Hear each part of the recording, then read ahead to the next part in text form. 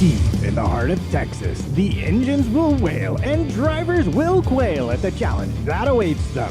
Hi, and thanks for joining us for the final round of the Missed Apex Formula 3 Challenge as we cross the pond to one of the newest Formula 1 circuits, a circuit of the Americas.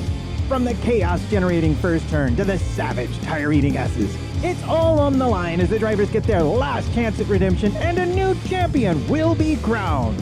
To get us underway today, please give a big welcome to your commentators, Chris Stevens and Chris Catman Turner. 6 drivers remain in mathematical contention, but at the end of the night, only one will be champion. Welcome to the final round of the inaugural season of the Missed Apex iRacing F3 Cup, live from the Circuit of the Americas. My name is Chris Stevens. I'll be your lead commentator for this evening. Joining me, as always, is Chris Catman Turner. And Chris, boy oh boy, do we have a showdown tonight. 3 championships to decide and plenty of contenders. Absolutely, it's fantastic to be back in the box beside you, Chris, and we are in for a treat this evening. There are so many things up for grabs tonight, and we're going to be talking to all of them as we go along. Absolutely, and it is great to have you back by my side in the commentary box. Welcome back. It's been a break, to say the least, but yeah, good to have you back. Yeah, I'm looking forward to the final. I've shot in at the end and I'm going to steal all the glory, which is not what Tim Ellis has just covered himself in as we're watching, as he's done a little donut onto the wonderfully painted asphalt. He has indeed. That is down at the final 2 corners that he's just gone off there. Tim Ellis, one of 6 drivers still left in mathematical contention for the overall championship, but we will get into that later. Before we get into all of that, I would just like to say thank you all for joining us tonight and for the season. If you've been with us since the first round at Spa, it's certainly been a journey and a half, this brand new season, and a whole new championship with the F3 car. Just run some stats by you. We have had 65 different drivers so far this season, 9 different winners, and 19 different podium finishes. So, you know, we were a little bit worried that the skill level of the F3 car, maybe we were making that jump too soon, but it's still been a fiercely competitive championship. If anything, as we've gone up the ranks and the cars got harder, we've just got closer racing. There's been some awesome battles this year, and I'm looking forward to some more tonight. Absolutely. So we're into the final 20 minutes of this free practice session, after which they will go into a 10-minute open qualifying session. So it's not like in the officials, if you've used iRacing before, where you get 2 flying laps on your own to set the grid for the race. We have an open session, so everybody piles onto the track at the exact same time. We do get some gamesmanship involved in that as well, and that's what we like to see. And then we have 3 races for tonight. We have the feature race, which will be worth 60 points for a race win, and then we have 2 top 20 reverse grid races that will be worth 50 points for a race win each. But before we continue about all of that, we have had a fantastic season so far. 5 rounds of unbelievable racing. And well, if you are just joining us for the first time because this is the finale, or because you've only just found out that we're doing this championship for whatever reason, we want to get you up to speed. So here's a quick look at what has happened so far in this inaugural F3 championship. Missed Apex Motorsport returned to action with the brand new iRacing F3 Cup, welcoming the new F3 car with a bumper 55 car field. Danny Henny's title defence got off to a poor start after making contact with Brad Philpott on the opening lap. Then, they made contact! And Philpott, no! Can Hatton make it work? He breaks deep and goes around the outside and claims the lead. He has got the line. Is he just going to shove Hatton out? They both spin! Allowing Kyle Power to take the spoils as the first victor of the new series. Alexander Dobbelsberger was untouchable in the first of the 2 reverse grid sprint races. Henny got one last shot at victory in the 3rd race of the night. Henny spun though! Henny spun out of 2nd place! Williams wins! Tim Ellis took his first podium of the season in race 3. And, combined with his 7th and 4th place finishes in races 1 and 2, put him at the head of the championship. Henny struck back in the first race of the Nürburgring, taking a commanding win to start clawing back the gap to Ellis. Dorian Tabachnik delivered on his promising pace to take the win in race 2 on his Missed Apex Motorsport debut. Dorian Tabachnik, and he takes the win! Alex Joelsma had threatened winning pace during practice, and it finally came together for him in race 3 to take his maiden victory. And Alex Joelsma is an iRacing F3 Cup race winner. Henny took another dominant feature race victory in Barcelona to become the first repeat winner of the season. The reigning Formula Renault Challenge champion didn't have an entirely smooth night, however. Dobbelsberger got in a crash, and that's taken out Henny as well, so two big rivals there out in the first lap. Ishmael Basso fought his way through to take the win in race 2, despite a final corner spin. Hatton took advantage of a reverse grid pole to convert it into his first victory of the season.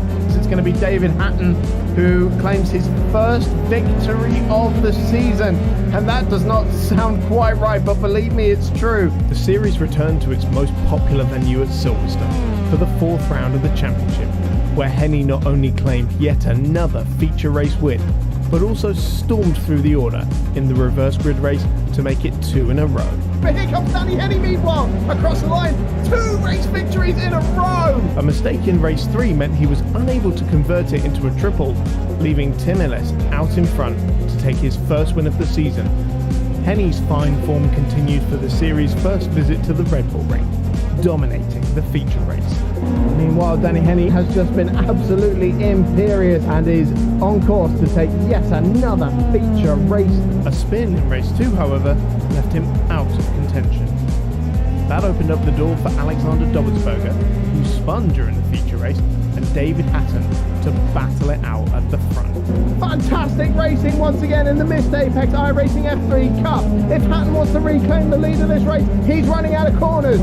Dobbelsberger safely navigates that final corner and brilliantly takes the win. A strong grid position for race 3, however, put Henny back at the front. There's Henny already up into 2nd place. Is he going to be challenging for the lead down into turn 2? And he's on course now for 2 championships in a row. Ahead of the final round of this inaugural season, where drop scores can no longer be taken, Henny holds a 64-point lead over Dobbelsberger, his nearest rival, who is just 7 points ahead of Ellis. Alex Joelsma has stretched his advantage at the top of the gold driver standings to 20 points, while Lucas Raskowitz's maiden overall podium now puts him well clear of his silver driver competitors. Chris, it's funny to look back Missed Apex on Motorsport the return to action with the brand new iRacing F3. Chris, it's funny to look back on the first round that we had there at Spa, and all of the different things. We had no idea what was going to happen in this brand new championship, and it certainly delivered in spades. It's so funny seeing, Kyle was the early championship leader after that first race. Danny had a bit of a shocker. Ellis was the one leading it out of the first 3 races, and we've all come so far since then. The championship's got such a different complexion now. Absolutely, and consistency is the key in any of these championships, particularly with high point scoring positions. And you got to give it to Danny Henny for his feature race performances so far. He's won 4 out of 5 of them, and I suspect he's probably the hot tip to make it 5 out of 6 this evening in the first race. But that first round at Spa, you're absolutely right. Tim Ellis was on top of the championship there, despite only having 1 podium in that whole evening. It's all about consistency, Chris. Absolutely, and well, for Danny, yep, he's been absolutely superfluous in these feature race events, but so far tonight, it's not all been going his own way. Luca Harrison currently at the top of the timings on this practice session, not by much, I will say. It's only 96 thousandths of a second separating them, but they could make all the difference come qualifying, for example. But we will focus on lap times later when we get into qualifying. Before we look at the championship standings as well, let's just get a feel for this circuit. Another brand new venue for Missed Apex esports. We've had plenty of them so far this season. This is yet another one. And I've got to say, I think this is proving to be probably the most challenging one that the drivers are having to adapt to. We got an email this morning of an additional safety briefing specifically for this track, because drivers have had issues with track limits, with rejoinings, with the curbing here in particular as well, because especially in the S's they can just spit you out and you have no idea where you're going to end up.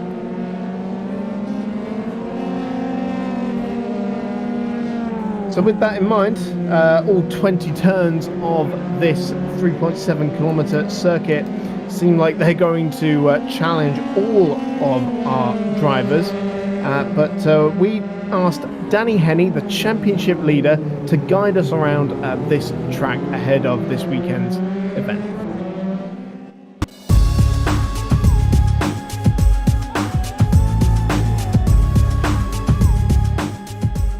Hi guys, and welcome to an onboard lap with me, Danny Henny, around the Circuit of the Americas. Coming through the last corner now, heading over the start-finish line, just gearing ourselves up, ready to bang in a fast lap.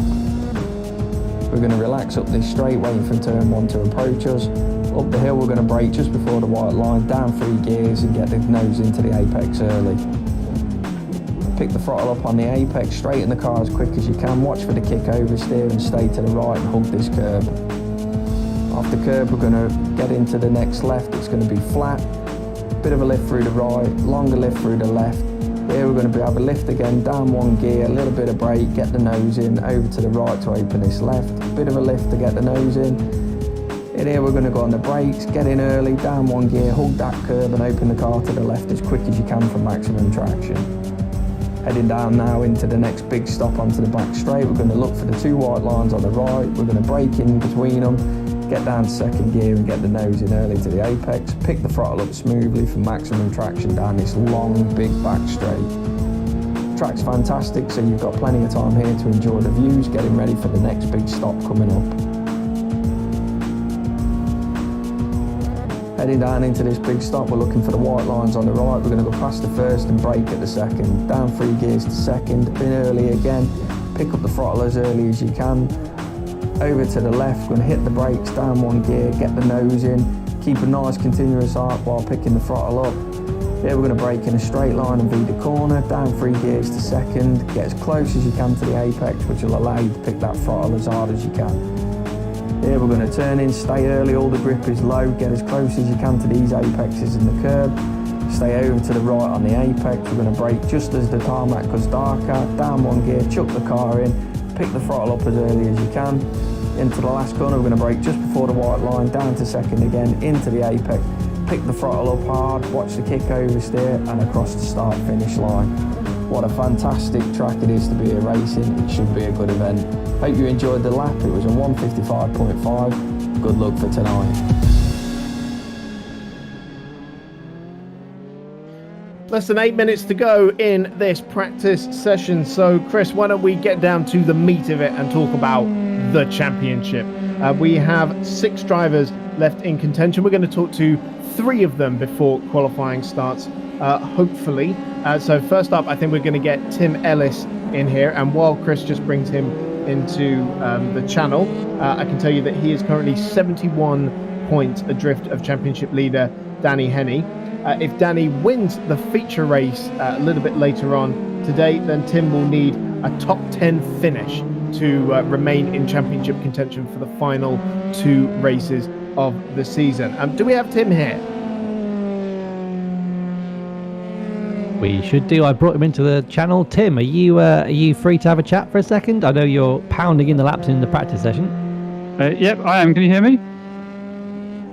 You're loud and clear. Yes, good. So how do you rate your chances this evening? So first race, you've got to get a top 10. How's it looking so far? Well, that would be nice. Is that to stay in contention to win the championship? Yeah, absolutely. So Danny's got a little bit of a march on the 2 of you. You and Alex Dobertsberger. You're realistically the 3 who can make it this evening.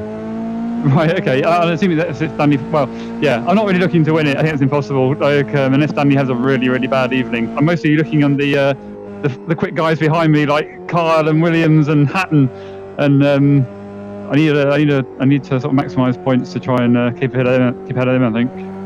Tim, and your in the, strength. Sorry, Chris. Just your strength this season has been your consistency. You were able to lead the championship before drop scores were taken into account for a really long time. Are you going to be able to pull something out the bag tonight? Well, I hope so. I think the hard bit is going to be putting in a qualifying lap without a 1x, because I've been practicing qualifying runs all practice session, and I've had about 2 without a 1x. But yeah, the important thing is going to be not to spin, and I also spun on our practice race last night, so I'm hoping that today goes a bit better.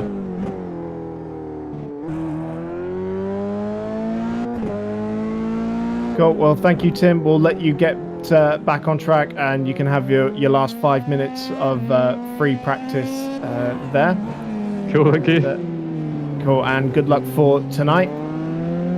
Next up, we have Alexander Dobertsberger, and while Chris brings him in, I will just again run you through his championship predicament at the moment. So he's currently on 438 points, 64 adrift of Henny in the championship. He only needs a top 13 to guarantee to take the title to race to the first reverse grid race. Do we have Alex in the channel with us? I'm here. Yep, there he is. So Alex, welcome to the commentary channel. How are you feeling about tonight? Yeah, a bit nervous. To be honest, that's not my favorite track, but I'll see what I can do. So far, you're the only driver to win more than one race so far this season. Do you think you can make it a third at some point tonight? Yeah, hopefully the track doesn't have too much overtaking spots, so race 2 and 3 are gonna get really interesting. But as we know, everything is possible. Cool. Can you stop Danny Henny? I'll try. Good man. All right, we'll let you get back into practice, and we do have championship leader Danny Henny in the chat room with us. Danny, your thoughts ahead of what is potentially going to be a record-breaking evening. We've not had a double champion in Missed Apex Esports history. Do you think you can be the first? That's the plan.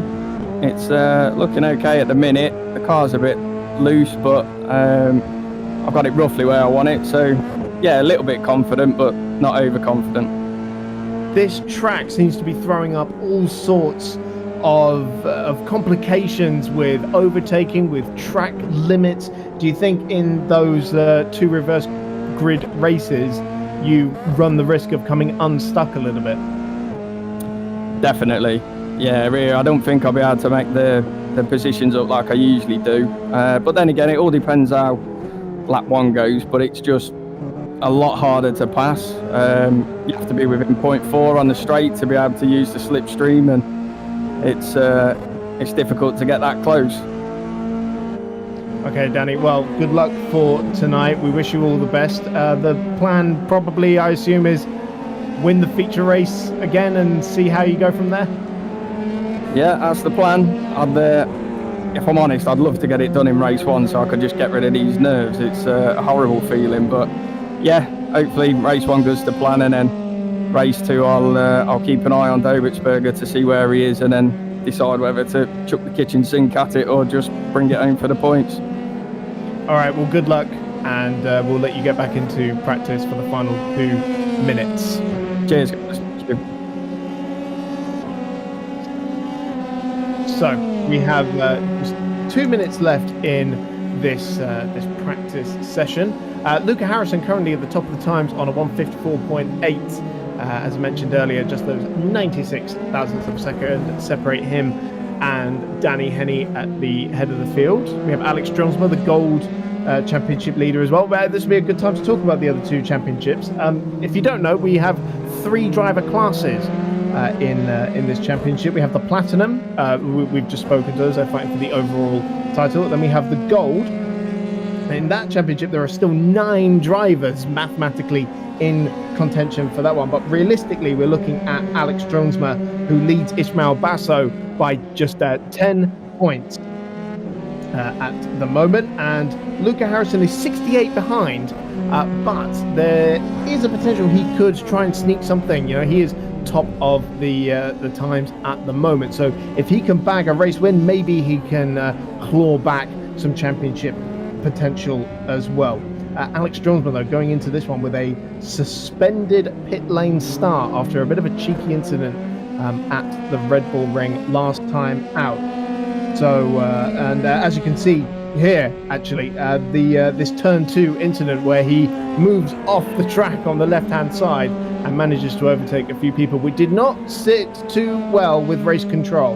So he has incurred the wrath of the stewards, and any more naughty behaviour, he will get a pit lane start. And of course, this circuit is sorry, Chris. I'd say this circuit is actually quite a difficult one in terms of track limits, because there's lots of areas where you can either run wide and gain an advantage. The S's in particular, you know, there's quite a lot of easy ways you could get some penalties there. Absolutely. We heard Tim saying he's been really struggling to actually get in a qualifying lap without getting a track limits issue. Checkered flag has gone out for practice, so that gives me just enough time before we get going for qualifying to tell you about Lukas Raskovic at the head of the silver class. He is 138 points clear of Richard Molden in that championship, so pretty much a top basically any points would guarantee him the title. He just needs to not be outscored by 38 points, which for Richard Molden would mean finishing inside the top 6 in the feature race. So Raskovic very much looking likely to wrap this one up in the feature race. And of course, the thing about the different classes as well, if you finish in the top 3, there is a very good chance of being promoted a class as well. So the top 2 in gold, they could well become platinum next season. Raskovic very likely to get a gold rating for next season. But if you're in the bottom 3 of the championship as well, you risk relegation as well. So that is definitely one to keep an eye on as the night progresses. The outlaps are well underway. A train of cars flying down the back straight now at the very start of qualifying. We're watching Danny Henney in that familiar bright red Venom Works livery, car number 1, who has moved himself up second in the queue. It's Alexander Dobertsberger, his nearest championship rival, who is at the head of this pack in that familiar black and white Ace of Spades car. And then I think it's Lukas Raskovic, the silver points leader, who I was just talking about. That is just behind Danny on track, followed by Luca Harrison, who is sporting some new colours, a bit of a tiger skin livery with the gold and black on his car. And obviously the familiar thing we're all, come to terms with at this point is that these early laps in qualifying, we maybe shouldn't read too much into them. These tyres take a very long time to get up to temperature, and it could well be that the last 2 laps or so are the ones where it really, really counts. But Dobertsberger and the rest of the crew come across the line now to start their first flying laps in qualifying. Yes, Chris, I think that's why they've gone out so quick, so early, and fighting for position rather than trying to find themselves a space, because it takes a few laps to get up to temperature, and these laps are taking, close to 2 minutes for the out laps, so you can't hang about, and there's only a 10-minute session, so you've really got to crack on and get those times in, Chris.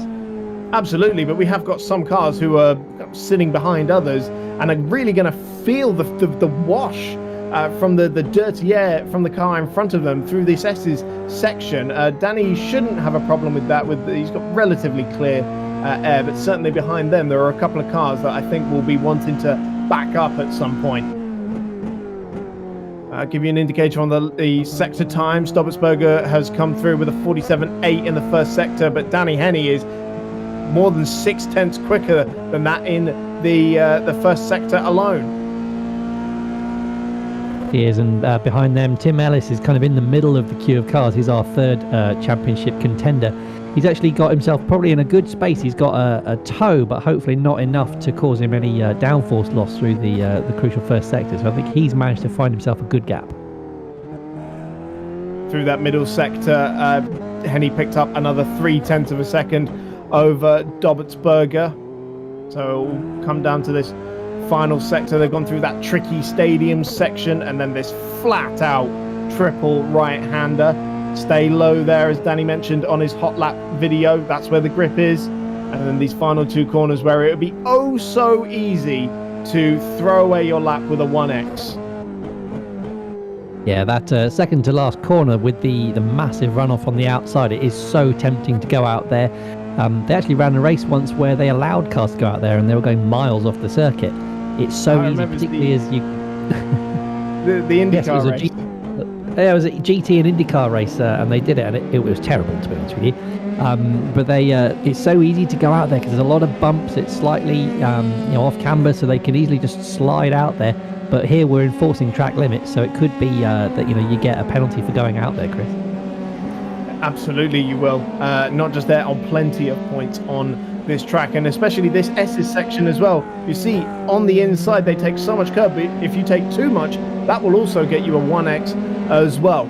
So at that first round of laps, it was Danny Henny quickest, unsurprisingly, on a 56.6, nearly 0.3 of a second quicker than Luca Harrison in second place. Alex Jonesma, the gold points leader, has slotted into third place ahead of Tim Ellis, Kyle Power, Dobbsberger, Williams and Alex Van Gien. That is your top 8 after that first round of laps. And Henny now, I think, is going to find himself in a bit of an awkward position as he's going to get tucked up behind his championship rival. Yeah, there's going to be a little bit of gamesmanship going on here. And unlike in the Hungaroring in the Formula One, hopefully the wonderful camera angles provided by Steve Amy should be able to give us a better view of it. These guys play pretty fair, Chris, but there's no love lost between these two. Hopefully we'll keep it nice and clean. Yeah, absolutely. We haven't had any kind of big outbursts yet in Missed Apex esports, but we know these guys fight hard and fair.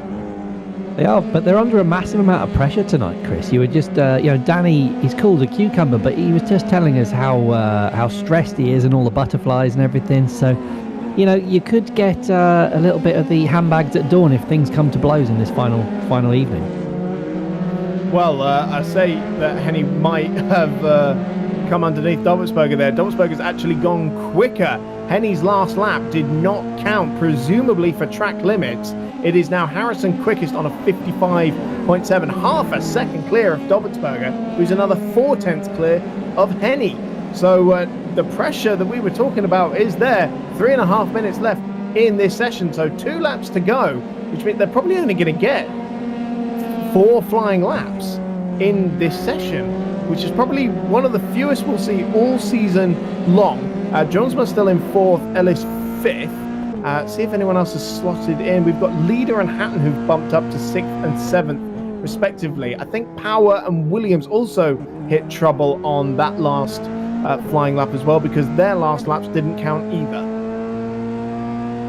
That's right, and Henny, Dobbsberger's dropped back a little bit, so Henny is right underneath his rear wing. He's going to get a tow here, Chris, but I think he's going to start to be affected by dirty air, so he might actually want to just can this lap and drop back a little bit, to be honest with you, but I don't think that's how he thinks. He's an out-and-out racer and just wants to go for it, I think.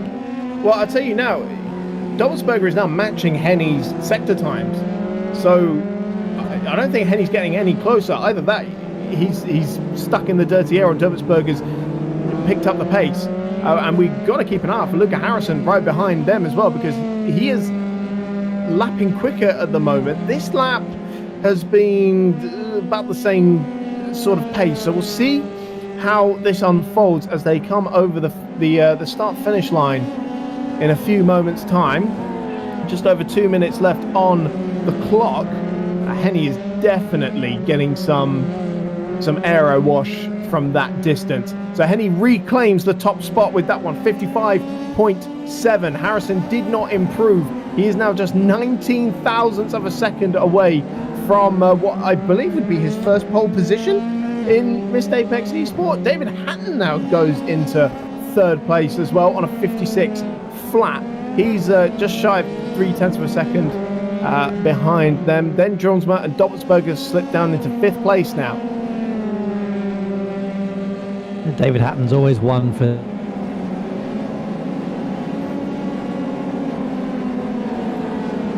sorry, I think we lost Catman there. I'll finish off his point for him. Yeah, David Hatton, the one you've always got to watch out for. He just lurks in the shadows most of the time and doesn't show his pace until the absolute last second.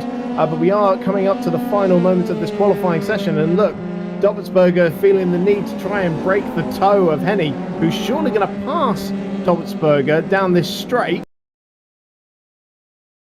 Bring an end to this lap. Certainly the first sector times were very good on that one, I will say, but this next sector now could be compromised because he's had to make that pass. We've got 43 seconds left on the clock. It's going to be so nip and tuck to see if they can bag in an extra lap, although I don't think they will be able to. So these could be the final efforts. It's got to be eyes on Luca Harrison at the moment, and his first two sector times, they don't look good enough at the moment to take pole position away from Danny Henny. So Henny comes out of that final corner now. 15 seconds left on the clock, so these three should get one more lap in. It's going to be a one-lap shootout. Henny now with clear air. Harrison now coming up on the back of these two as well. I think Ellis is just going to get over the line as well, but for everyone else, that will be it. So Henny has lowered the benchmark further to a 55.4. He's now 0.184 of a second clear of Harrison in second place. Hatton stays in third place for now. But it looks, and Dobbelsberger's gone off the road in the middle of the S's section, so he is not going to improve on his 7th place grid spot at the moment. So all eyes on Henny, Harrison and Ellis for these final moments in qualifying. It's the dream scenario for Henny. He's got clear air, he's got nobody behind him. He's surely going to try and put in that pumping lap. He's already nearly 2/10 ahead of the rest of the field. Let's see if he can just pull that benchmark down that little bit further. Just to give you an update in the gold class, Dronsma in 4th place overall, well clear of his nearest title rival Ishmael Basso, who I can't even see in the top 30 at the moment, so he will have had an absolute disaster. Lucas Raskowitz, your silver class leader, he is in 15th overall, again ahead of his nearest championship rival Richard Molden. So just a few corners to go for Henny and Harrison. It could well be that they'll bail out of these laps, but we're going to keep following them until we know what they are going to be doing. Basso is sitting in the pit lane and has not set a time, so he must be having some technical issues, Chris. Well, that's a bit of a disaster for him, and not how he would want to start this final round. Remember, he is second in the gold standings, but all eyes on Danny Henny at the moment, and he cannot improve on his lap time. And neither can... Harrison does improve, but not enough, only by 100th. And that means Danny Henny is once again on pole position, and that is 5 out of 6 for the season.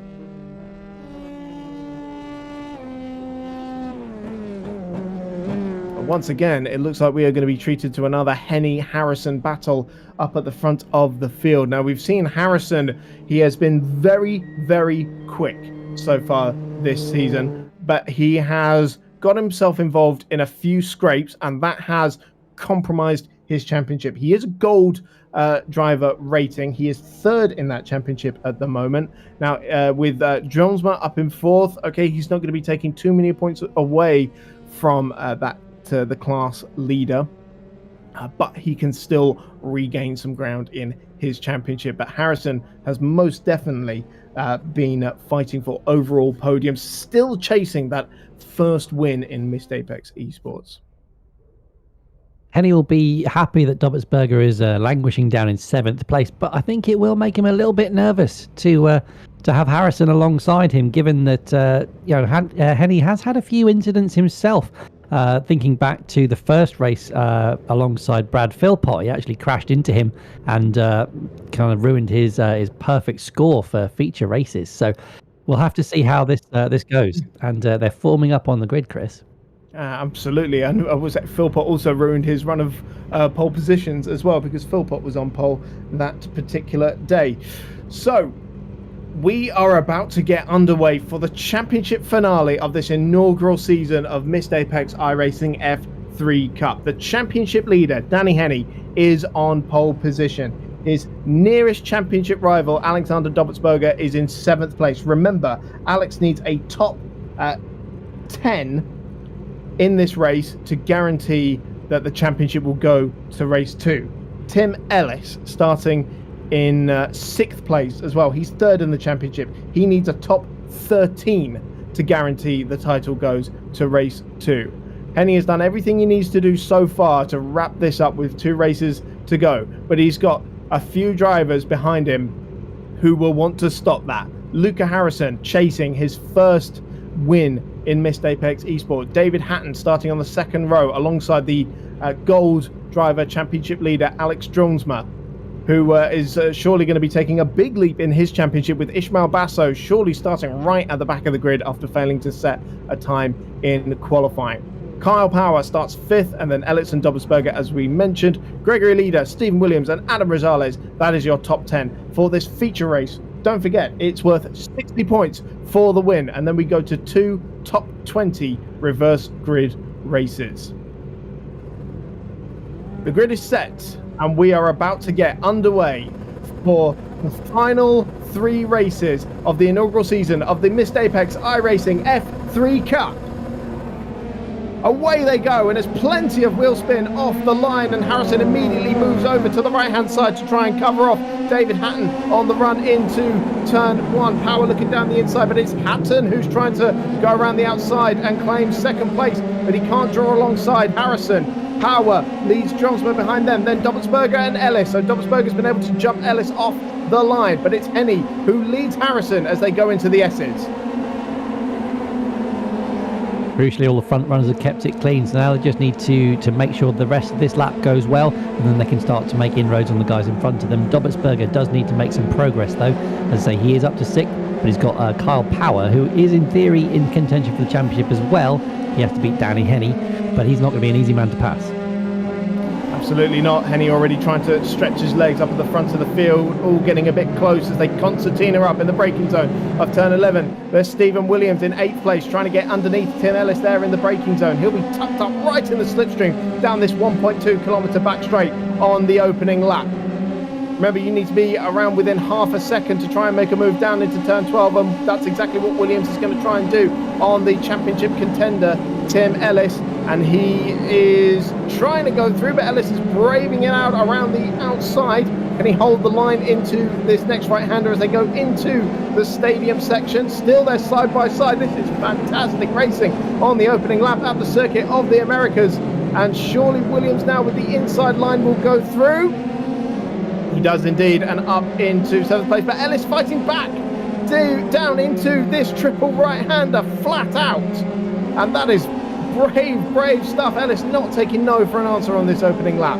Up at the front of the field though, Danny Henney is rounding that final corner, and he is not really pulling away from Luca Harrison there. If anything, Harrison has been able to gap Hatton a little bit, so the gap at the end of lap 1 is 0.4 of a second between Henney and Harrison. Hatton is 3rd by 1.1 seconds, then Power and Dronsma, Dobbelsberger, Ellis, Williams, Leader, and Alex McBride is your top 10, although Power down into turn 1 looked like he just got a bit hot into turn 1, or it could have been Hatton actually, because Power is right on the back of that black and lime green Monster Energy number 666 car that is driven by the inaugural Formula Renault Challenge champion. And Kyle Power in that luminous lime green number 6 car. He's also got Alex Dronsma for close company. A little mistake there in the S's, and that's just cost him the run on Hatton actually, and has put Dronsma right on his back bumper. He's having to go defensive down into turn 11, and that surely is going to compromise his run down the back straight. And we see Hatton move into the extreme left-hand side of the track. Power following in his footsteps as well. Dronsma about to make the move. He's going to go down the outside. He'll actually pick up the slipstream from Hatton there. But Power with the line should be able to just hold this one out for 4th place. He can get a good enough exit and still has to go defensive on the way into the stadium section though. And look at Alexander Dobbelsberger being invited into this squabble as well.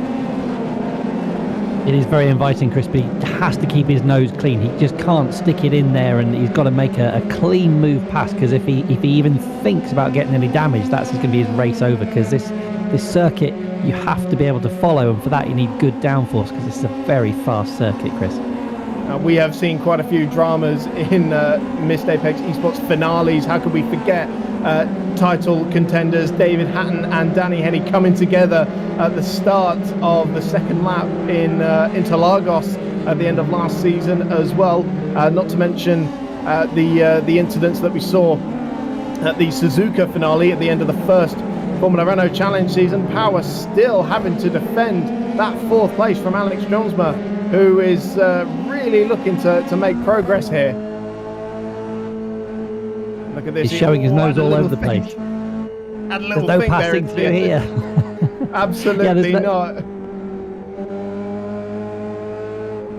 Yeah, it's single file through here. He's really just got to try and set him up down the back straight. Oh, there's a back marker that went Danny off. Henny has spun. Danny Henny. Danny Henny has spun from the lead of the race. Luca Harrison leads. The championship leader, though, he has spun in the middle of the SS section, and we can throw all the maths that we have done in preparation for this out the window. Where has Henny emerged? In 9th place. He's side by side with Alex McBride going down into turn 11. But what a moment for the championship leader. Chris, I've just watched the replay. It was that little yellow sausage curb on the inside. He just clattered it with his left front, and that just sent him spinning. That was such a unnecessary risk that he was taking there. But I say unnecessary, he was under pressure from Harrison. So, you know, he feels like he's really got to go for it. And that was a big one, Chris. He's dropped back down to 9th. Absolutely under pressure from Luca Harrison, who now leads this race 2.2 seconds clear, and is now, surely this is his best chance at his maiden victory yet. Behind them it's still kicking off. David Hatton defending away from Kyle Power, Alex Jonsma and Dobbelsberger. Ellis still in contention as well. This is all going on for 2nd place. Meanwhile, Danny Henny trying to make his way back through the field. He's gotten past McBride and is into 9th place. Now he's got a couple of seconds to close up to the pack, which I think will put him back in contention for 2nd place if he makes some ground up. We've still got 6 laps of running to go, Chris. We do, and going back to Carl Power, he's still under pressure into turn 1. He's having to go defensive again. Drillsma is going to go to the outside.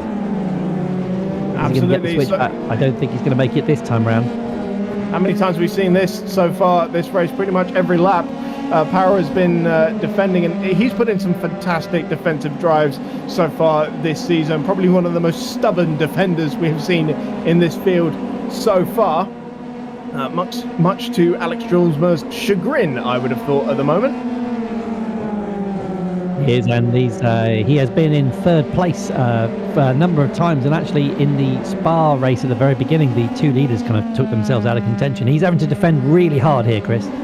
This is the best run that Drillsma's had so far in this battle for 3rd place. Power once again holds it firm on the inside, but surely Drillsma's going to get a fantastic run down this straight now. Tucked right up behind that rear wing, and Power chooses not to defend this one, so it's going to be Drillsma with the line down towards the braking zone at turn 12. He might try and get a cut back here if he breaks a little bit earlier. Drillsma's surely got the line. This is all for 3rd place. Power tries to brave it out around the outside, so Drillsma has to leave him some space on the exit, and Power will have the line into the right-hander and can just about hang on to his spot on the podium, but Drillsma's not finished yet. Going to try and get the traction through there. This is such an awkward section of track. There's so many different lines you can take through there, but there's no way through for Drillsma at the moment. It is that wide, all the wide entries to the corners here just invite lunges, but you've got to be so careful not to just take your wing off. As I say, Dobbelsberger is just prowling just behind him. He's not quite got enough pace to really mix it, but the two just slowing each other up is just giving him opportunity, Chris. Absolutely, and allowing David Hatton to romp clear as well. He's built up a gap of over 1 second now, and Drillsma once again looking towards the inside. Power defends, and Drillsma's now on the right-hand side towards turn 1. Still no way through, and that time Dobbelsberger very nearly got his nose swiped there by the rear of Drillsma in that white car with the black and red stripe. Once again, he gets the run towards the S's, but you just cannot overtake into there. He's not. He's got to treat the two of these guys like the back of a donkey. He just can't get near. He's just got to hope that they either take each other out, or if he gets a clean lunge, he's going to take it, but he's got to be so careful. Danny Henny, meanwhile, in 9th place, has caught the back of this snake of cars, so expect him to start getting his elbows out soon. But for 3rd place, it's Joneswell once again to the outside. And Ellis! Ellis has spun. He's collected Stephen Williams as well. That is really unfortunate for Stephen Williams. But Tim Ellis, who was in championship contention, boy, you can write that out of the books now as he is spun down at turn 11. Meanwhile, for 3rd place, it's going to be the change of position now as Joneswell with the inside. Surely this time he's got it done. Power once again will not take no for an answer. And has that opened up the door for Dobbelsberger? Oh, it's so close on the way into the stadium section. But Jonesma just hangs on to the place. So 2 contenders eliminated in that one. That's really broken up this pack. It's promoted Henny up to 7th. He's tucked up behind Gregory Leader at the moment. And then there is a bit of a gap to these 3 cars battling over 3rd place. What a dramatic opening to proceedings here at the Circuit of the Americas. Poor Tim Ellis. He looked like he was. He just missed his braking zone by a couple of meters, and he was just. Dobbelsberger now. Dobbelsberger from 5th place has dropped it. So all 3 of the main championship contenders have ended up facing the wrong way, and as it turns out, Henny is now ahead of all of them. I don't believe it, Chris. I was say it was never going to be predictable, this one. Dobbelsberger is getting himself in a right battle here because he's got to try and make up some positions, but there's cars all around him, Chris. Back into the S's, they lock into single file again. Well, it's anything but predictable, that's for sure. And who was that behind him? John Lang was trying to go through. He showed his nose really badly. I think Dobbelsberger's going to be very careful not to get taken out here at all. He's got to score some points to keep his title alive. Absolutely. So Henny is in 5th place at the moment, a couple of seconds to the battle for 3rd place between Drumsma and Power. So the numbers we had about them finishing 10th and 13th, we can throw that out the window because that was with Henny winning. But they need to be within 100 points at the end of this race to still be in contention. But let's rejoin this battle for 3rd place now as once again Drumsma going towards the outside. We're on lap 6 of 9, still only 2/3 of the way through this one, and once again Power just holds his line into the stadium section, although Johnson with a really good exit this time did draw alongside. Can he make his way around the outside of turn 15? He may have just found it this time with the inside into this triple right-hander, and Alex Jonesma goes through into 3rd place ahead of Kyle Power. But I don't think Power will take that line down as he's looking back towards the inside of that penultimate corner. I don't think he was going to make the lunge there, Chris. No, it's such a dangerous thing to go in there. So yeah, that's Power. His immense defence has come unravelled there. Drillsma up to 3rd. Plenty of comments coming in the live chat room. We are live on YouTube at the moment, so thank you very much for joining us. Of course, we had the curse when Henny spun, and since then we've had Ellis and Dobbelsberger spinning, and the reverse curse. So thanks to Sam in the chat for that one. Do keep the comments coming in and make sure you subscribe to the Missed Apex Motorsport YouTube channel. We are on lap 7 of 9 in the feature race for the finale of the Missed Apex iRacing F3 Cup at the Circuit of the Americas. Luca Harrison, with a 3-second margin, is on course to take his maiden Missed Apex Esports victory. David Hatton is in 2nd place at the moment. Alex Jonesma, we just saw him make the move on Kyle Power for 3rd place.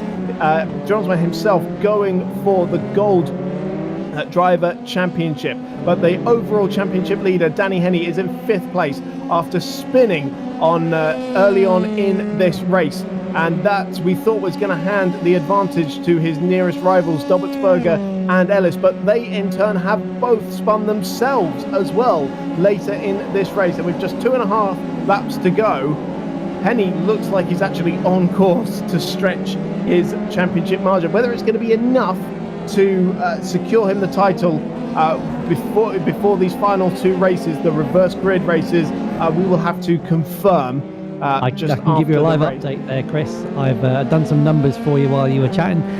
So Danny Henney, if it stays as it is, so Dobbelsberger would be 71 points behind, Ellis 99 and Kyle Power 95. So in theory they are all within title range, but that is a tall ask for anybody but Dobbelsberger after this race. Absolutely. So after this, we are pretty much looking at Danny Henney and Alexander Dobbelsberger for the overall championship. Harrison comes across the line and starts the penultimate lap of the race. And what a moment it is going to be for this kid if he is able to hold on to this. 2.5 seconds is his advantage at the moment. So Hatton did just trim it down on that last lap, but I don't think that's going to be worrying Harrison too much. He has had so much raw speed since he joined the championship 2 seasons ago, and he just has not been able to secure that first win, either because there's been somebody like Danny who is just too quick getting in the way, or because he's got involved in incidents. We have certainly seen so much potential in Luca Harrison, and now we are finally going to see it rewarded with a race win if he can keep it on track for this final lap and a half. That is easier said than done, given that all of our top 3 have spun out so far, but he is by himself. He's about 2.5 seconds ahead of David Hatton, and they say that the final podium place well earned here so far by Alex Drillsma. That was a fantastic battle with Kyle Power. Indeed it was. Power hung on to it for as long as he possibly could. Now, Henney is now coming up to the back of Power with a lap and a bit to go. If Henney overtakes Power, he will drop out of championship contention, I think. He will, yes. Kyle Power has to beat Henney to stay in contention. Yep, so if Henney can put a move on Power and secure 4th place, that will just, those extra couple of points will help him going into these final 2 races and eliminate Power from contention. And we will be left with, I think, just Dobbelsberger. How far would Ellis be behind? I think that would drop him out too. Yes, Ellis would be 102 points behind, so it would just be Dobbelsberger who would be 74. And the cut-off point is 100 points. And look at that, the white flag goes out, so we're on the final lap, and Power is going defensive against Danny Henney for this 4th place spot. He knows that this is his championship on the line as well. I'm sure he didn't arrive tonight expecting to win, but if he can keep Danny Henney at bay, he will certainly give it everything he has got. The 2 are in the same race team together, the Venom Works race team, but they are certainly fighting very hard there. Power was keeping his line through the S's, but Henney's all over him, Chris. Power had a bit of a good experience at the Palmer Sport Experience Day, where he got to drive all sorts of different cars, Caterhams, Clio Cups, F3000, all sorts of exotic race cars, and he is putting that experience to the test at the moment.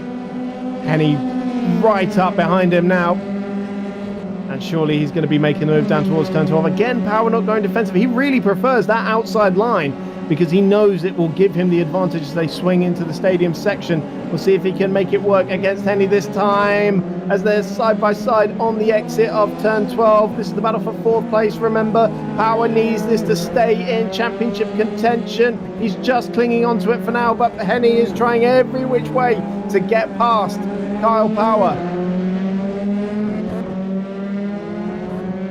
Meanwhile, Luca Harrison up at the front of the field. It has been a long time coming for this kid. He is coming up to the final corner and is going to take his first ever victory in Missed Apex Motorsport. Luca Harrison comes across the line to take the victory in the feature race at the Circuit of the Americas. Well done, kids. David Hatton across the line in 2nd place. Alex Stromberg completes your podium, and Kyle Power just hangs on to 4th place ahead of Danny Henney and crucially keeps his championship just alive.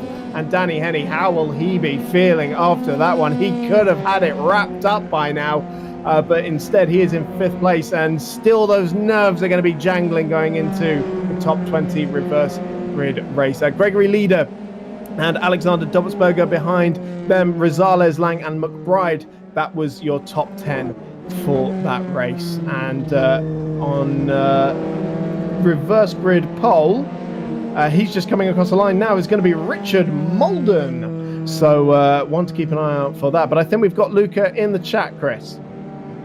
We actually have Danny Henny in the chat. I was going to ask him how he felt that final lap battle unloading with Kyle there.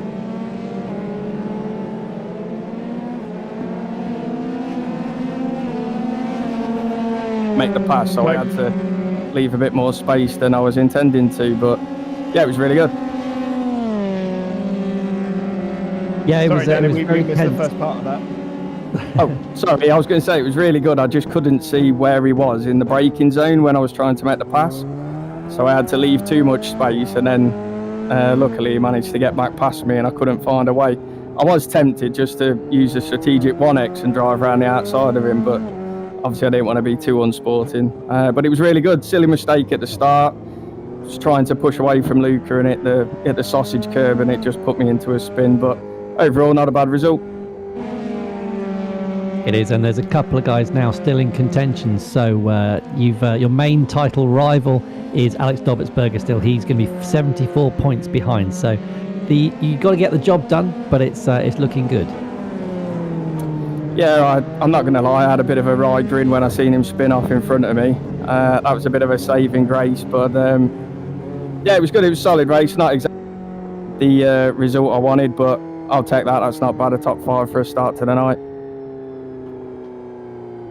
Thank you, Danny. Good luck in race 2. Cheers. Thanks, guys.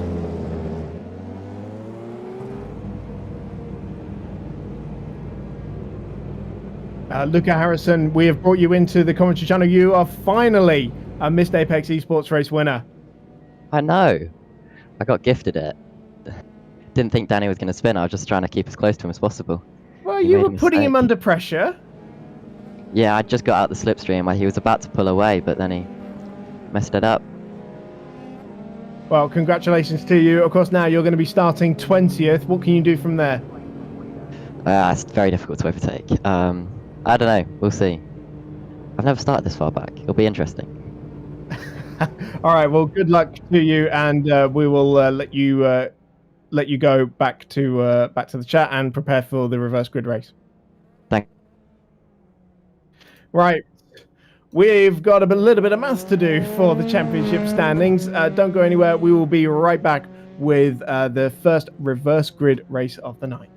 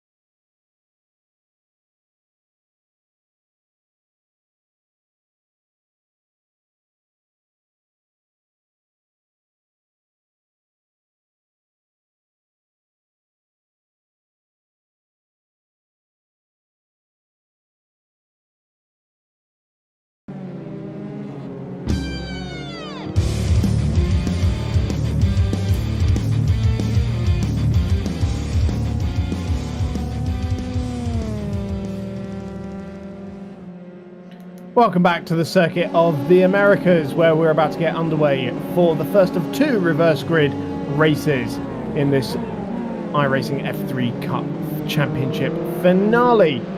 We are down to 3 championship contenders for the overall title. After that first race where, well, it was a bit of carnage. First Henny spun, then both of his rivals spun. We've done the maths. We've worked out that he has a 69-point advantage over Alexander Dobbelsberger going into this one. So he needs to be within 50 to keep the championship going to this final race, i.e. he needs to outscore him by 20 points in this one. For power, it's going to be a little bit harder as he's 95 behind, so it's likely we'll lose him after this second race as well.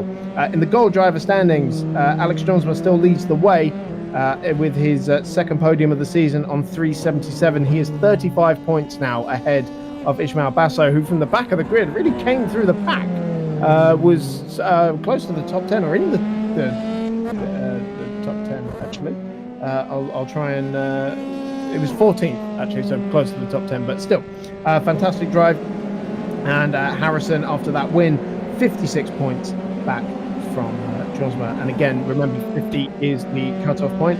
And congratulations to Lucas Raskowitz, who sealed the silver championship in that first race. We'll have a word with him after race 3, as indeed we will to all of our eventual champions. It is going to be Richard Molden on pole position for this top 20 reverse grid race. And of course, the people on the podium, they're going to be starting in the middle of the field. Harrison in 20th, Hatton ahead of him in 19th, and Jonesma in 18th.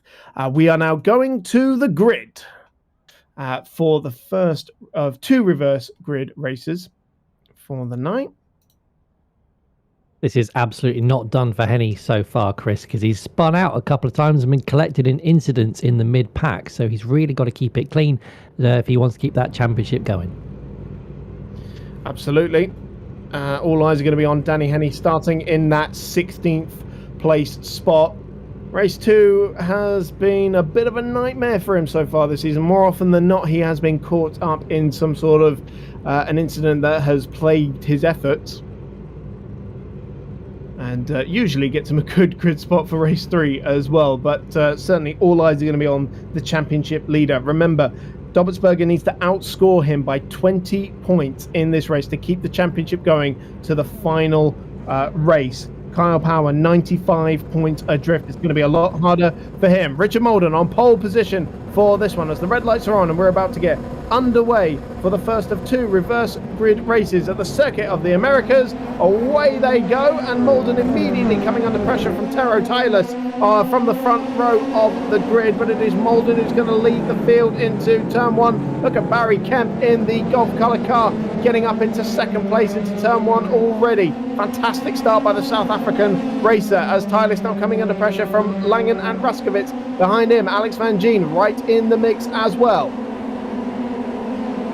He is, and crucially, Henny kept it clean. He's just gone around the outside of Spanners through the S's. He's up a good number of places, which is excellent for him. Just so you're aware, he needs to finish above in 8th or higher to seal the championship this race.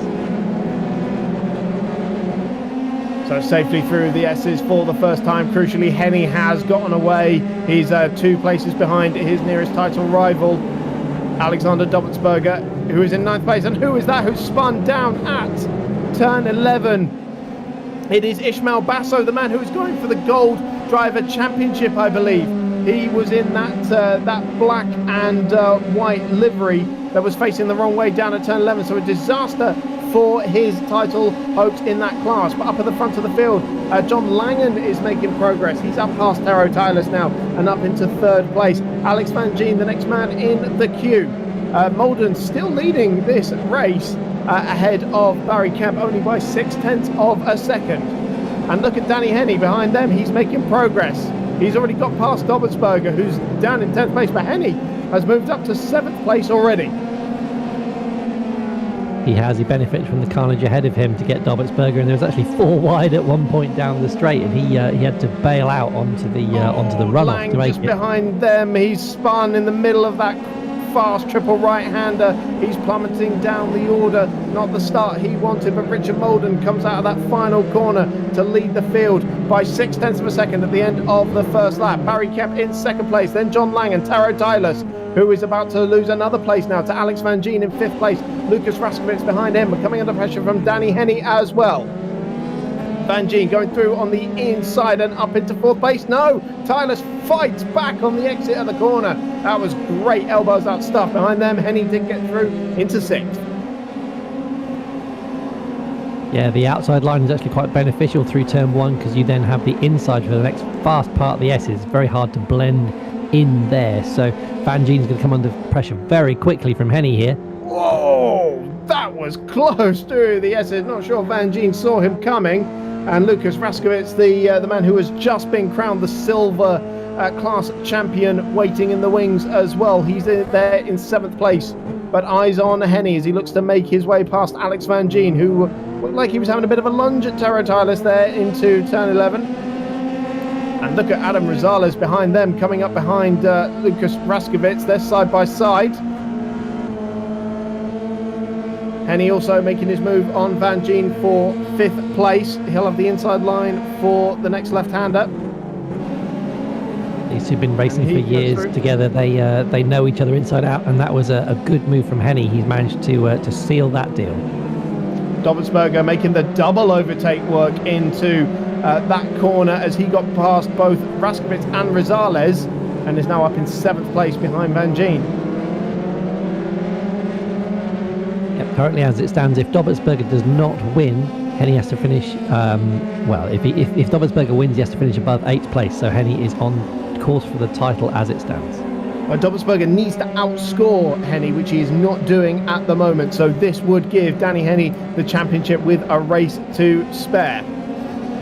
Up at the front of the field, Molden hugging the left-hand side of the racetrack, and the whole field follows him through on that side as they start lap 3 of 9. He's coming under big pressure now from Barry Kemp for the lead of this race, hopping up over the curb at turn 1. John Langan waiting in the wings as well. Look at this pack of 3 cars as they barrel down turn 2.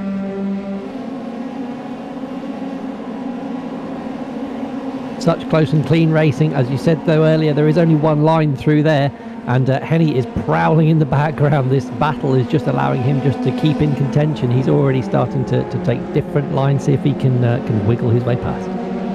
Now, I mentioned Ismael Basso was facing the wrong way at one point, and that was going to be a bit of a disaster for his gold championship chances, but Alex Drumsma, the championship leader in that class, is currently 34th and outside of the points, or at least only scoring 2.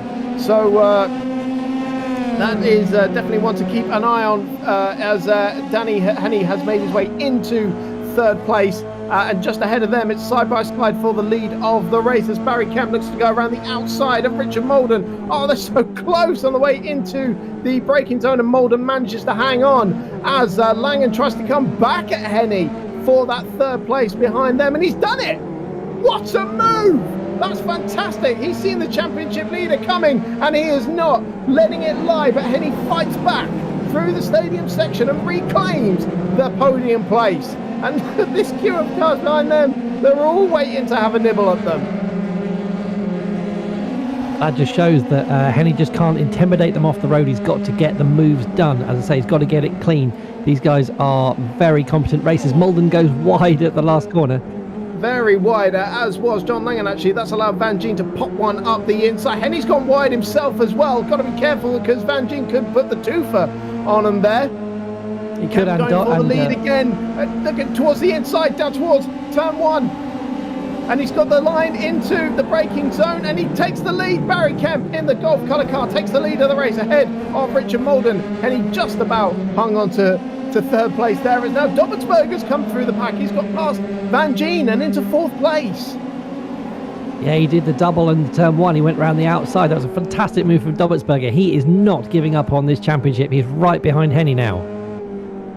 And Van Gien with a lunge in the middle of the S's on Dobertsberger for 4th place. That was fantastic. And Dobertsberger had to just back out of that one, but he managed to maintain the position. Stephen Williams has come through the pack as well. He's in 6th place just behind them as Henny now makes his mark for 2nd place on Richard Molden, as Van Gien once again trying to get up the inside of Dobertsberger, this time into turn 11, and once again to no avail. Dobertsberger still in this fight as Henny now pulls out of the slipstream of Richard Molden on the inside towards turn 12. It's an absolute pack coming down towards turn 12, and Molden actually looks like he's going to try and reclaim the lead of the 2 championship contenders side by side. Dobertsberger goes through on the inside and gets ahead of Henny. Molden spun, he's collected Henny! Henny is out! Henny is stopped! And he's got going again, but surely this is another drama he did not need! It was Molden trying to make a lunge up the inside, and then he just unfortunately washed out wide, and Henny had nowhere to go, Chris. Dobertsberger is leading the race ahead of Alex Van Gien. Danny Henny has come out in 13th place. Remember, it's the 8th place that Henny needs to guarantee himself the title. I'm absolutely speechless, Chris. We have seen some dramatic finales in this championship, but this one is taking the cake so far. I'm struggling to process it, Chris. That was just absolutely incredible scenes that we've seen here.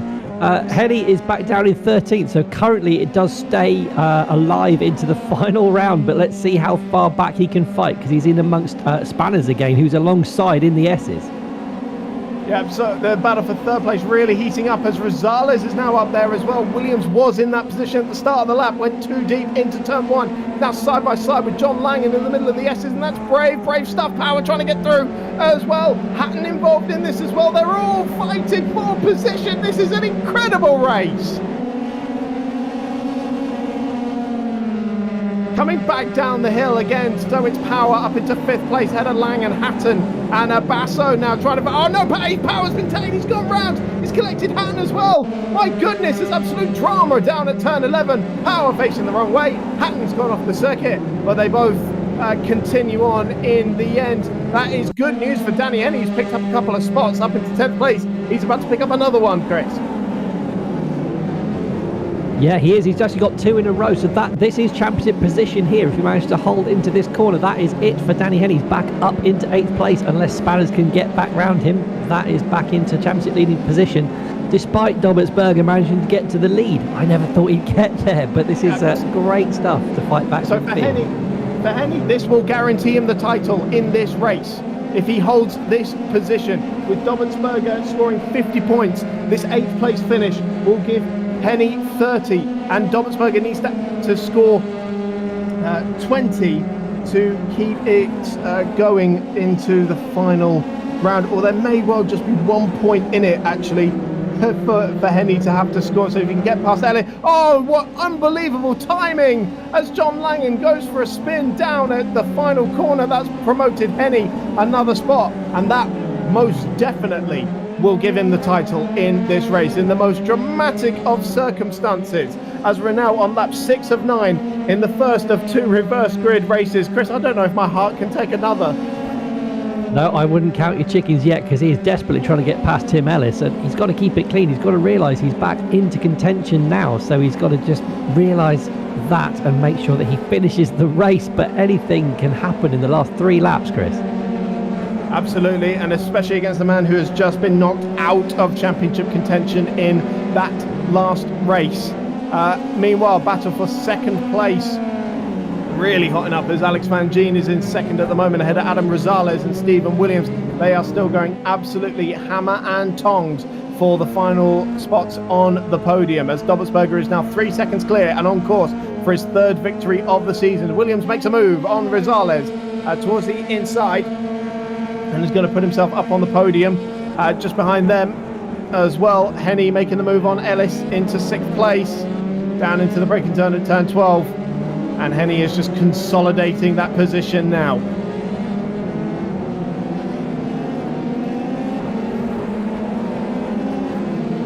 Now, I guess the question is, can Stephen Williams get past Alex Van Gien and up into second place and score yet another podium for his season? One thing we know about Alex Van Gien, he's very, very good at defence, so that will be a tall ask for Stephen Williams to get up there. Just behind you got Rosales as well. These three are going to have an absolutely titanic battle towards the end of this race. Well, for Rosales, he's fighting for his first podium of the season. Both Williams and Van Gien have been on the podium once this season. Williams came when he won the race at Spa. So both of these guys know what it takes to fight up at the front of the field. And he's closing right up to Van Gien as they barrel down the hill at turn 2 and into the SS section. Lap 7 of 9.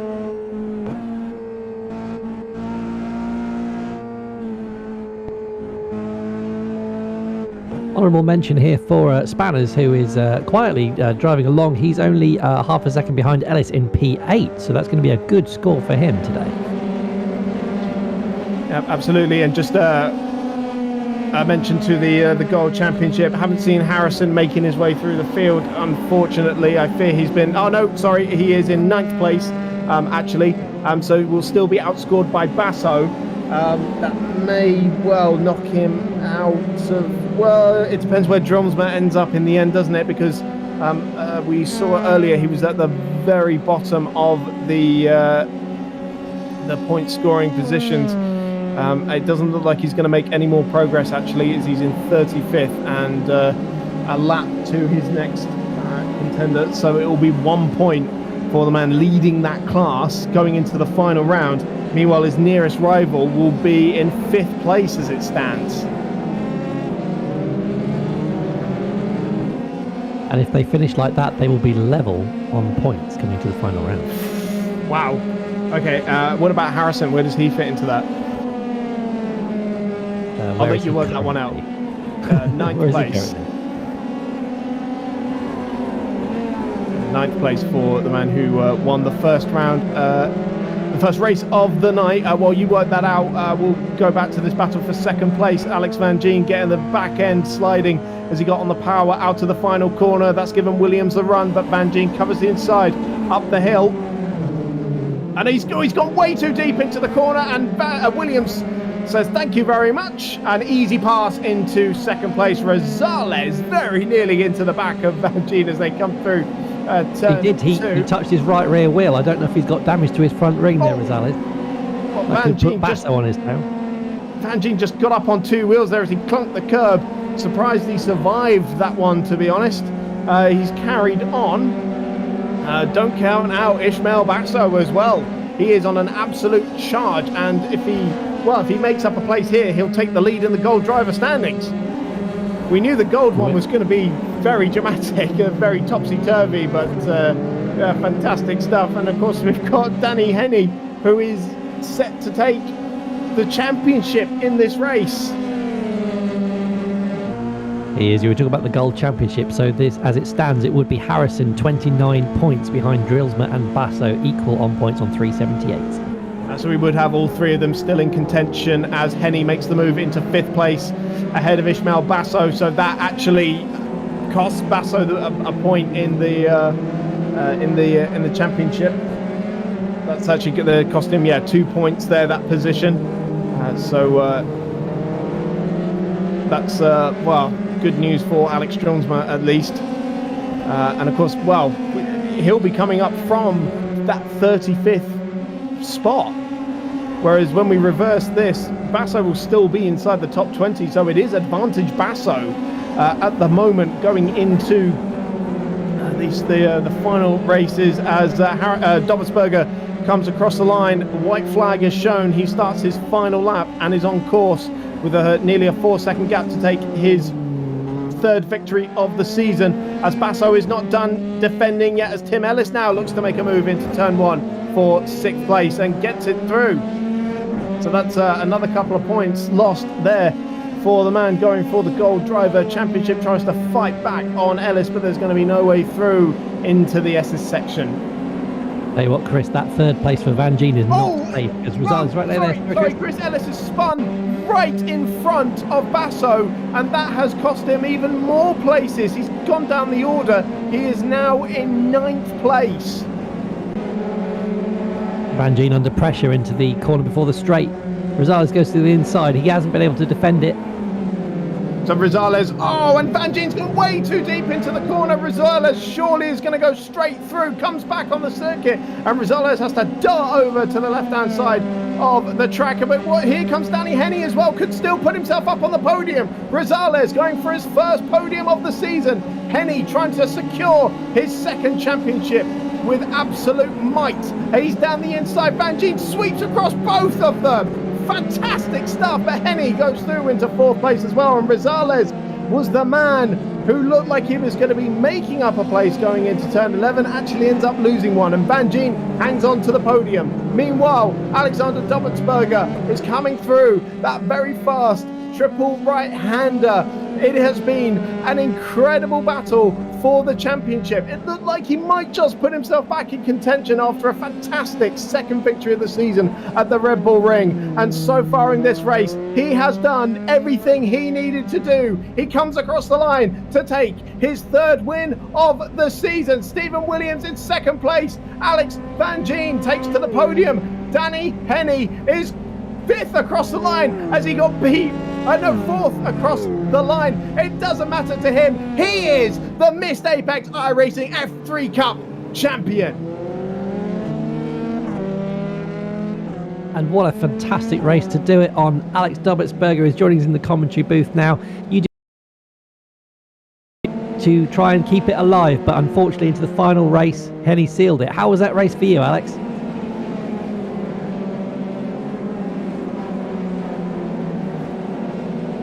But Henry survived somehow, so congratulations to him. Sorry, I think we missed that. We're having a bit of technical issues. Just so, how was that race for you? And it sounded like you were just congratulating your rival there. Yeah, Danny had a bit of bad luck. He got taken out, I think, in lap 3 or 4, and I survived it and took full opportunity of that. But yeah, it was not enough, but still fun.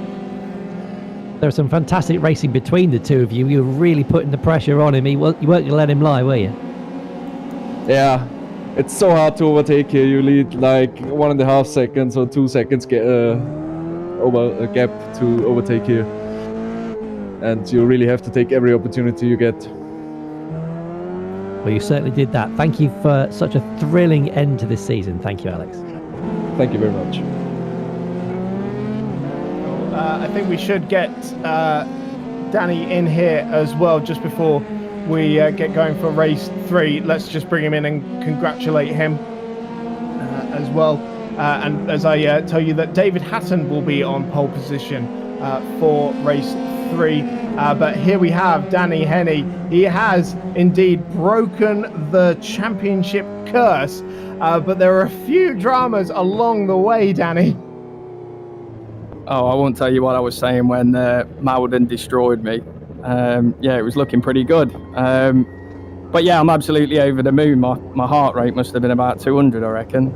But yeah, certainly an eventful race, and they made me work for it. But chuffed to bits, absolutely chuffed to bits to break that curse. So, well, you've got it all wrapped up. Now, what can we expect from you in race 3? Just pedal to the metal? Oh, it's win or bin it.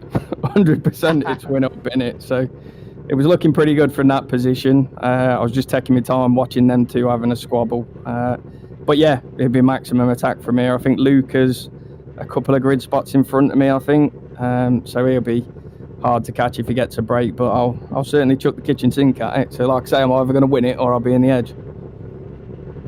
All right, well, congratulations. You are the champion this season, the first F3 Cup champion and the first man to take 2 Missed Apex Esports championships. Get in. Thanks, lads. See you later. Well, thanks. Right, we will be right back. One last championship race of the night, still to determine the Gold Driver Championship. Don't go anywhere.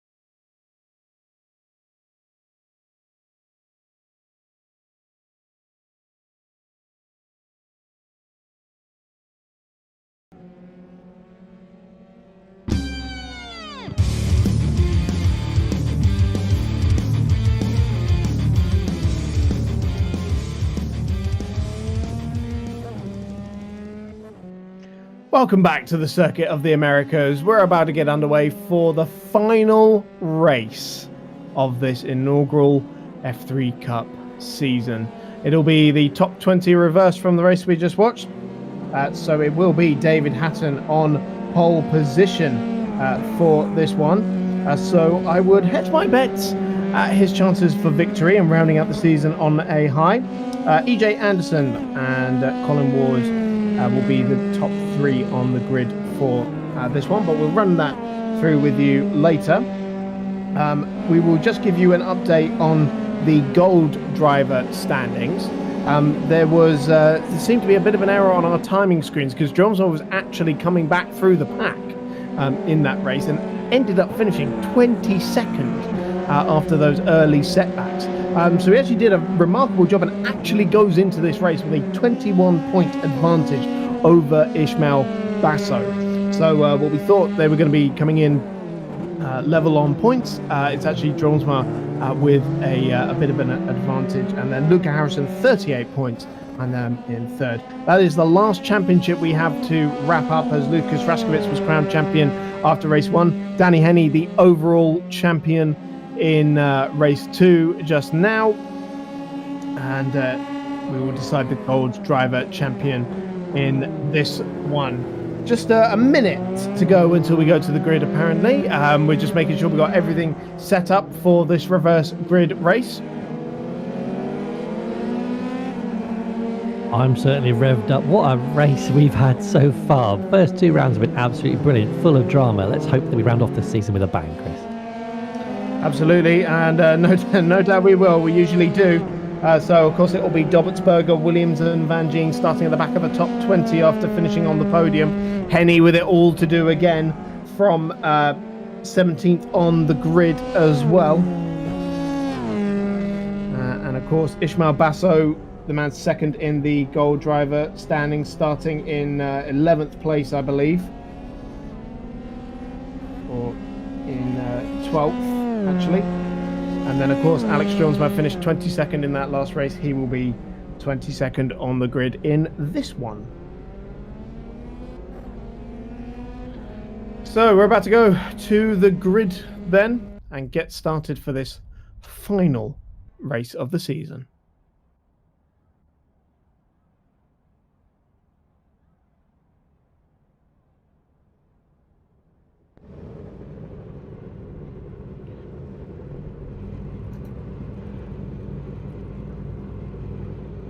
So, as I mentioned, it will be David Hatton, the inaugural Formula Renault Challenge champion, on pole position for this one, ahead of EJ Anderson on the front row of the grid, Colin Ward and Adrian Clark on the second row, Taro Tyler and Colton Myers on row 3, Barry Kemp and John Langan on row 4, Kyle Power and Tim Ellis on row 5. The silver champion we crowned after race 1, Lucas Raskowitz in 11th place. Ishmael Basso going for the gold driver championship, starting in 12th place, 10 places ahead of the championship leader Alex Dromsdale. Luca Harrison took his first win in Missed Apex Esports in race 1, starts 14th on the grid as we're about to get underway for the final race of the season. David Hatton leads the field away ahead of EJ Anderson in the green Carlsberg car. It's Hatton into turn 1 first. Colin Ward in the purple Rothmans Williams car trying to get up on the inside, but to no avail. The top 2 lead away with a nice gap over the rest of the field as they head into the S's. Basso made an incredible start there. He's jumped up to 8th place. Although I say that, he just clipped that curb. He is sideways. He's out of this race, surely out of contention. Well, we've just had absolute carnage down at the S's. Cars flying off all over the place, and I believe our gold driver contenders have gotten involved in that as well, as Anderson from second place just dropped it coming out of the S's, and he's now fallen down the order. Kyle Power is the man who has flown up the order. He's just gone into 4th place, but Hatton leads. So if Power wants to try and end this season with victory, he's got to get through this field very quickly, because Hatton's already got 1.6 seconds over Colin Ward. Power having to move defensive now as Taro Tyler is actually trying to come back at him for 4th place. Now we know Power likes this outside line, and Tyler's go breaks way too deep and gets off onto the runoff area, and that allows Power to safely come back through. That actually gives Barry, Tyler has now bumped into Barry Kemp. He looked like he was going to go through, and they both run off the circuit there as well. Luca Harrison trying to safely come through the field as well. He rounds off both of them in the stadium section. So where does that leave our gold driver contenders? It looked like Ishmael Basso got involved in the melee down at the S's, but Alex Jonesma got through cleanly. He is in 16th place. At the end of lap 1, David Hatton comes across the line. He leads by 2 seconds ahead of Colin Ward. Kyle Power is in 3rd place, 1.2 seconds back from Ward. Then Adrian Clark in 4th, Colton Myers in 5th. Luca Harrison looking to make up a move there as well into 5th place. He does so on Myers there. Barry Kemp is in 7th place. Alex Van Gien in 8th, coming up after the podium in race 2. John Langan in 9th, and Tim Ellis is in 10th place. Alexander Dobbelsberger, the race 1 winner, is in 12th, just behind him as well.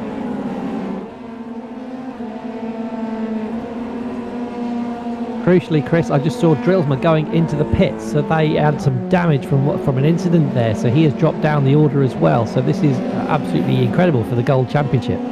So maybe he did get involved in that melee. I'm pretty sure Basso did as well. I think I see some damage to his front wing there. He has elected to stay out though, although he is struggling down there in 24th place at the moment, and he looks like he's got an awful lot of understeer in that car. Oh, what has happened to David Hatton up at the front of the field? Oh, no, it was a timing screen glitch. Don't worry, sorry. Tonight's been very, very dramatic. I thought we had one more spin left in the tail as Hatton suddenly started tumbling down my timing screen, but he is absolutely fine. Still leading this race by 2 seconds. Apologies to all the David Hatton fans out there. So just going back to the gold battle, where does that leave us? Because we have Ishmael Basso still running there in 25th place now, but Dronsma has come into the pits. So we'll see. Well, we'll see how that unfolds, really. Yeah, I'm just looking for Drillsman down the grid. Whereabouts is he in the standings? Because that makes a big difference tonight. Because currently Luca Harrison is under pressure, but he's looking for 36 points, and Basso's only on 11. So it really depends on where Drillsman comes out as to who comes on top here. Harrison looked like he was about to lose a place there to Adrian Clark, having gone wide out of the final corner, but he holds on to it. As Power looking at the back of Ward there, trying to get into second place just in front of them. But of course, Dronsma went into this race with a 21-point lead. So if Basso can jump that, but of course Harrison was 38 points behind them as well. And if he keeps going the way he is, I honestly don't think that's beyond the realms of possibility. Going to be very, very close, Chris. So much is happening at the moment. I don't want to give any predictions. Everything's people flying off left, right and centre. Overtakes happening. It's just so exciting. Overtakes happening as Kyle Power makes the move on Colin Ward into second place. Got the undercut on him out of turn 11 and onto this back straight. And he'll have the inside line down towards turn 12. And that is an easy second place there for Kyle Power. Now, 3 seconds to David Hatton. Can he hunt him down? Of course, we thought Hatton was comfortable up at the front of the field in the reverse grid race at the Red Bull Ring last time as well, and Alexander Dobbelsberger was able to hunt him down and get him on the final lap for the win. Can Kyle Power do the same here? He's got 6 laps after this one to do it, and Colin Ward trying to protect his spot on the podium now as he's got Luca Harrison bearing down on him, and a podium place in this race would do his Gold Driver Championship hopes all the world of good. He has, and Harrison is very aggressive, but as we've said many times before, he has to keep his nose clean because he is going offensive into turn 1. So Ward defends into that first corner. Harrison trying to go all the way around the outside. Ward doesn't leave him much space on the exit, and Harrison lives to fight for another day. And he's got to run into the S's, but he won't use it. He's trying to find some clean air there and keep out of the aero wash of Ward's car. Surely he'll be having a run at him down the back straight, although a little wide in the middle of the S's section. It's going to be all about how well he gets off this left-hander. Looks very nice indeed from Luca Harrison in his hunt for third place here.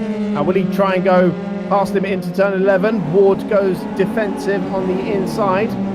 Harrison not thinking about trying to go all the way around him, tries to get the better run, but Ward, I have to say, blocks that move off nicely.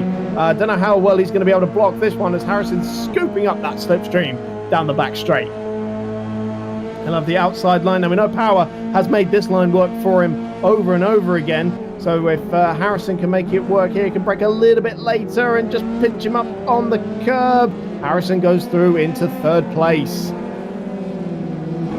Oh, we nearly collected him into the next corner. Ward locked up a little bit there and nearly took him out again. So, but that is now sealed for that third place for Harrison. Absolutely. So now it's going to be a question of how far can Alex Drumsma and Ishmael Basso work their way back up the order. I have a feeling Basso, with that damage to his front wing, is only going to go backwards. And so the question really will be about Drumsma. Remember, it was 21 points. Basso was adrift. Harrison 38 points going into this one. Drumsma has been absolutely incredible in the Gold Driver battles. He's won races overall so far this season and been on the podium a couple of times. Basso is out of the race. He is in the gravel trap.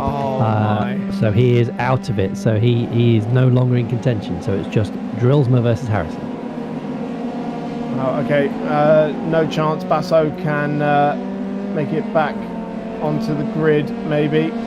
Or it doesn't look likely, does it? So where Alex Drillsma at the moment, I see him in 22nd place. I'll leave the maths to you there, Chris, to see if Harrison has enough to close down that gap with his current third place spot.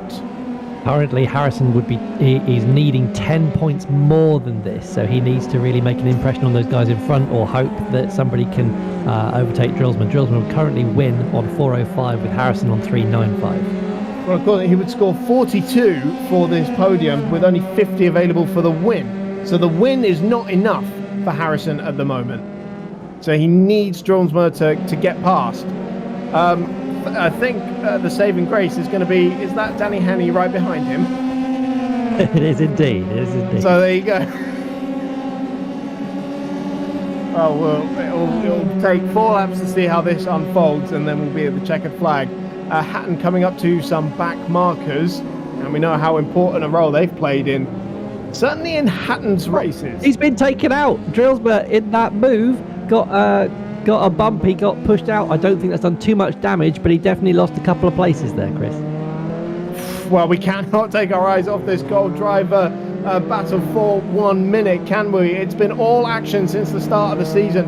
We thought it was going to come down to Ishmael Basso and Alex Drillsma. Basso has been taken out of contention, and suddenly Luca Harrison is emerging as a potential champion, having been 68 points adrift going into tonight's races, but a feature race victory and 2 sterling drives so far are certainly turning his odds on its head.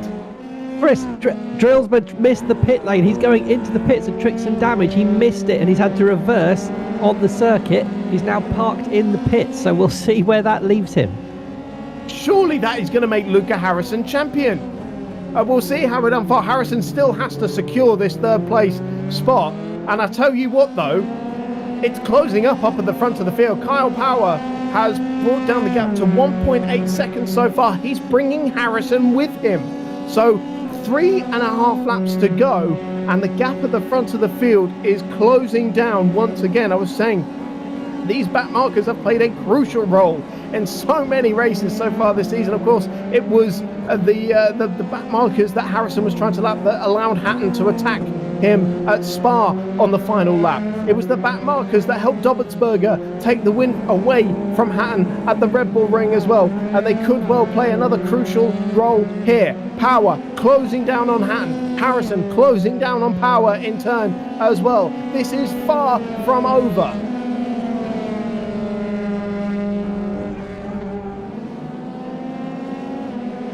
Provided action from start to finish in this championship, and it's going to go down to the wire, Chris. There's only 2.5 laps left, and I can't call it. I just can't. 3 to go, and look at Harrison in 3rd place. He has caught right up to the back of Power's car. Could well put himself in 2nd place. One of these two is going to try and chase Hatton down, and if they squabble too much, they could well cost themselves the chance of victory. Power had to go a little defensive into turn 1, but Harrison hasn't quite got the run he needed out of there, and he's lost a bit of ground. So, 2.5 and a bit laps to go. We may have rounded out the overall championship and the silver championship, but we are absolutely enthralled by the Gold Driver Championship battle and the lead for this final race. It's all for honours now, except for the Gold Driver standings, and everybody wants to win this final race and start the break between seasons on a high. 1.3 seconds the gap between Hatton and Power as they come down onto the back straight. 2.5 laps to go.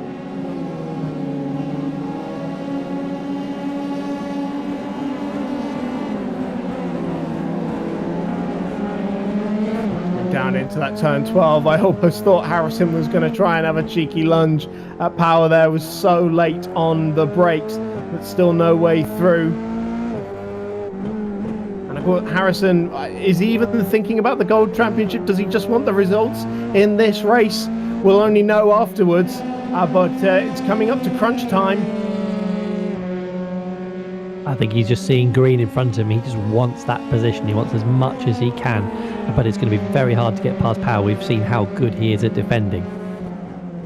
Absolutely. He's certainly put in a sterling defensive effort in the feature race. What can Harrison do with him here? Look how close he is now on the run towards turn 1. We start the penultimate lap of the race, and Harrison looks towards the inside, down towards turn 1. Power not defending this one.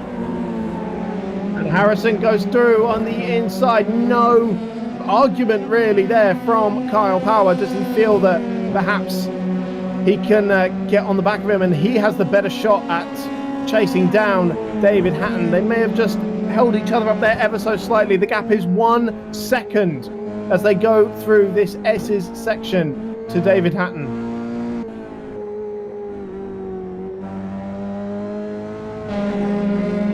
That gives him 3 extra points, but I don't think it's going to be enough. Chris Drelsman's got enough points on the bag. As it stands, there will be a 5-point advantage for Drelsman.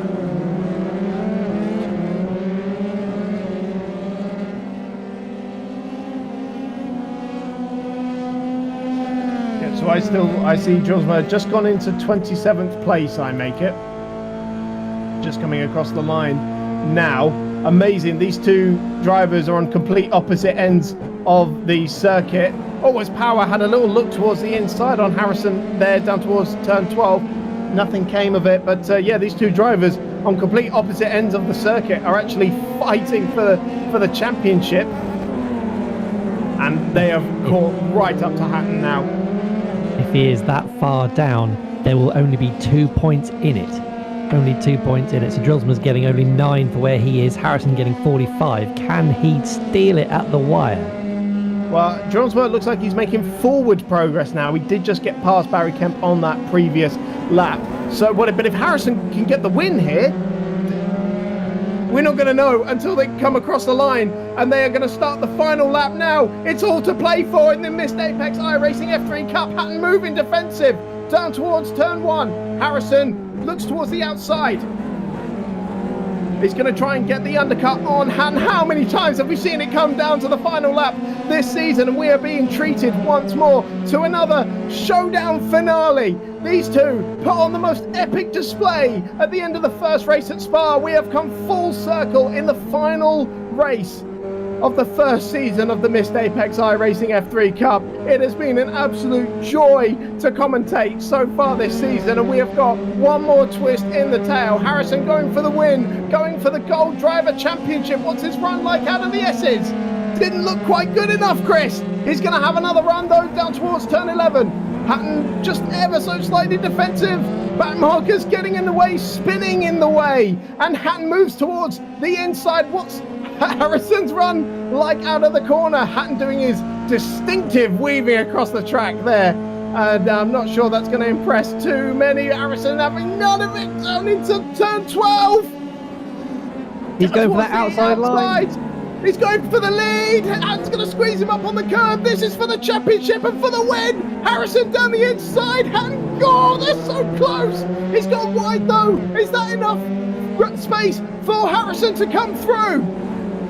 He's still looking towards the outside. He's gone off the track. Power's going to come through at this rate as well. He's gone off the track.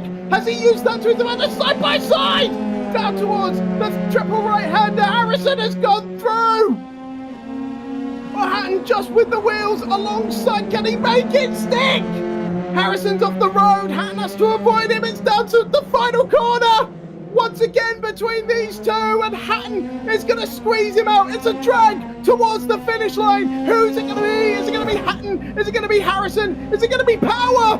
By the time they get to the finish line, it is David Hatton by 57 thousandths of a second, who takes the most dramatic finale we have seen in this championship. Harrison gets second place. Kyle Power is in third, but all eyes surely are going to be on Alex Dronsma. Where is he going to end up?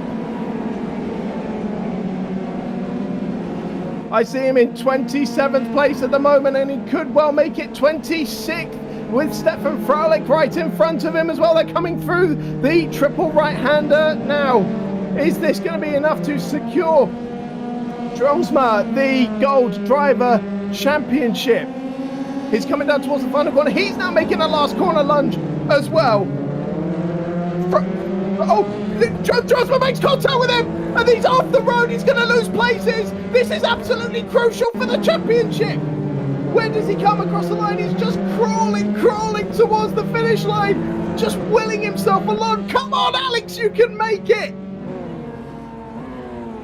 He gets across the line in 26th place. We are going to have to do some maths here while we work this Chris, one I've got out. the maths for you. I've got the maths for you. So Drillsma wins that championship by 3 points. If Harrison had got him on the line, he would have taken the title. So Drillsma is your gold champion. I don't believe it, Chris. Shall we talk to Mr. Dronsma now?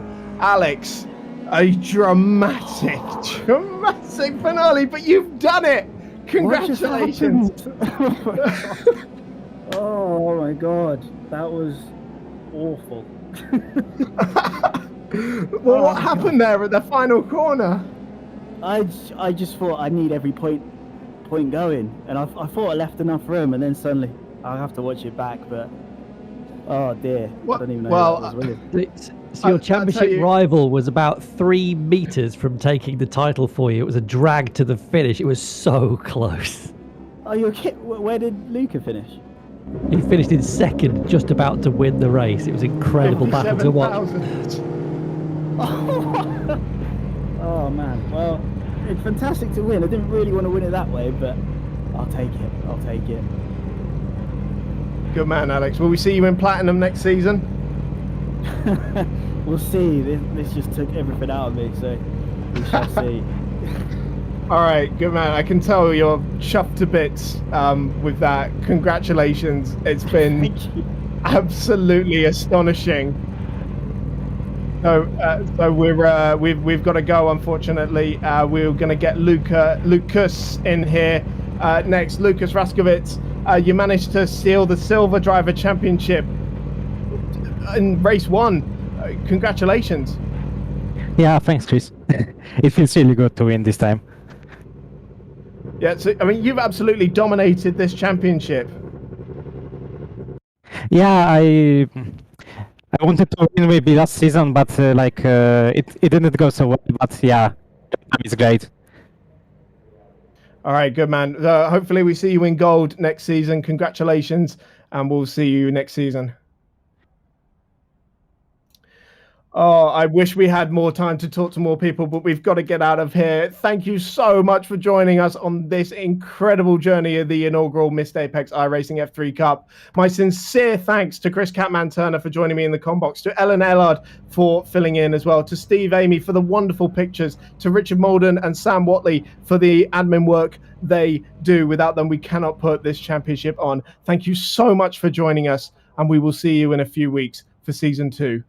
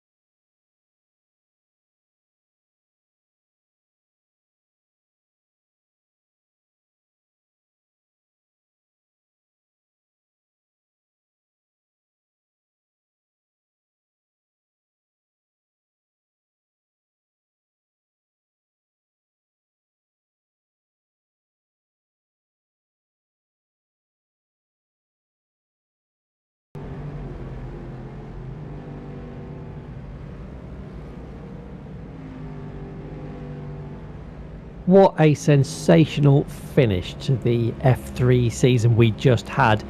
If you've got any energy left, we've got a fun race coming up from the Phoenix Raceway in the Daytona Prototypes. Before we get into that, we are joined in the commentary box this evening. You haven't just got to listen to me prattling on. I am joined by Alex Van Geen. Alex, how was that evening for you?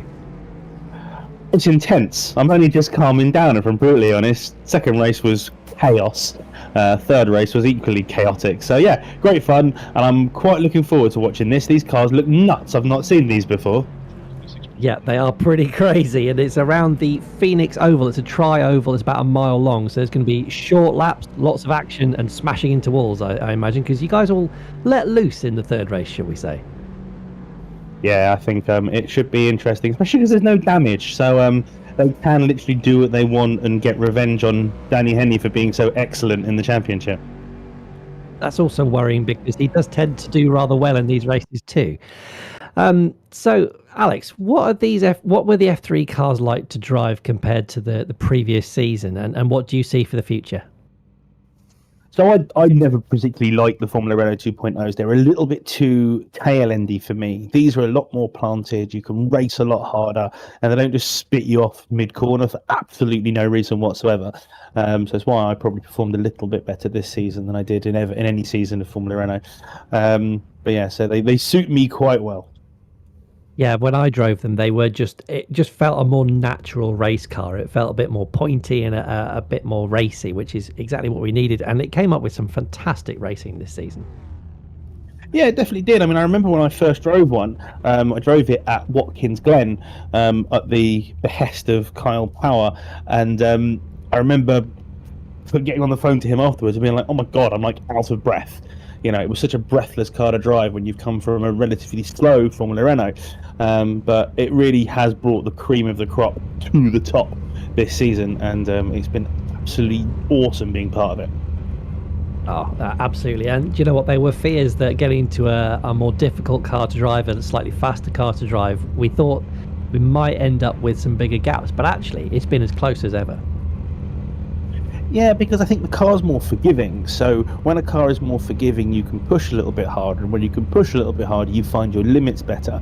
And then when everybody else is also working very hard, we've obviously used the telemetry that everyone's sharing to make it much easier for people to figure out what's going on. So everyone's just helped each other, push each other along. And then you still get the likes of Danny and Luca, who just disappear off into the distance with their ridiculous pace. They do, but your battling has given you a couple of podiums this year as we are lining up on the grid. What we're going to get is a couple of pace car laps, and then the wonderful little pace car that we've got here is going to pull to the infield, and then we'll go green. We got Alex Dobertsberger on the pole with Mark Greenow in second, Colin Ward in third.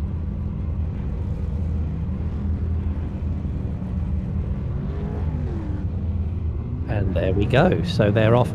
So Alex, you've driven a couple of these oval races before. What's it like, particularly with the VR headset on? It seems a little bit chaotic to me, but how do you position yourself on a start for an oval?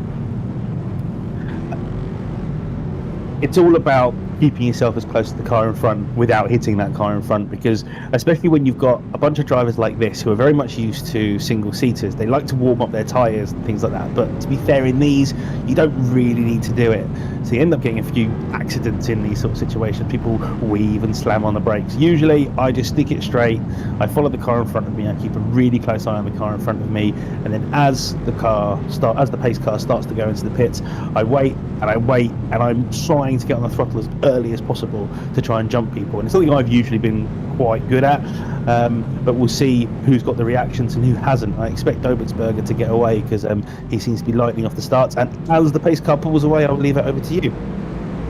Dobertsberger, you are absolutely right, has gone absolutely crazy out the box. He's got a huge leap on Mark Greenow, and Ellis behind as well. You've got Colin Ward to the inside. He's washing slightly wide, pushing him up to the wall.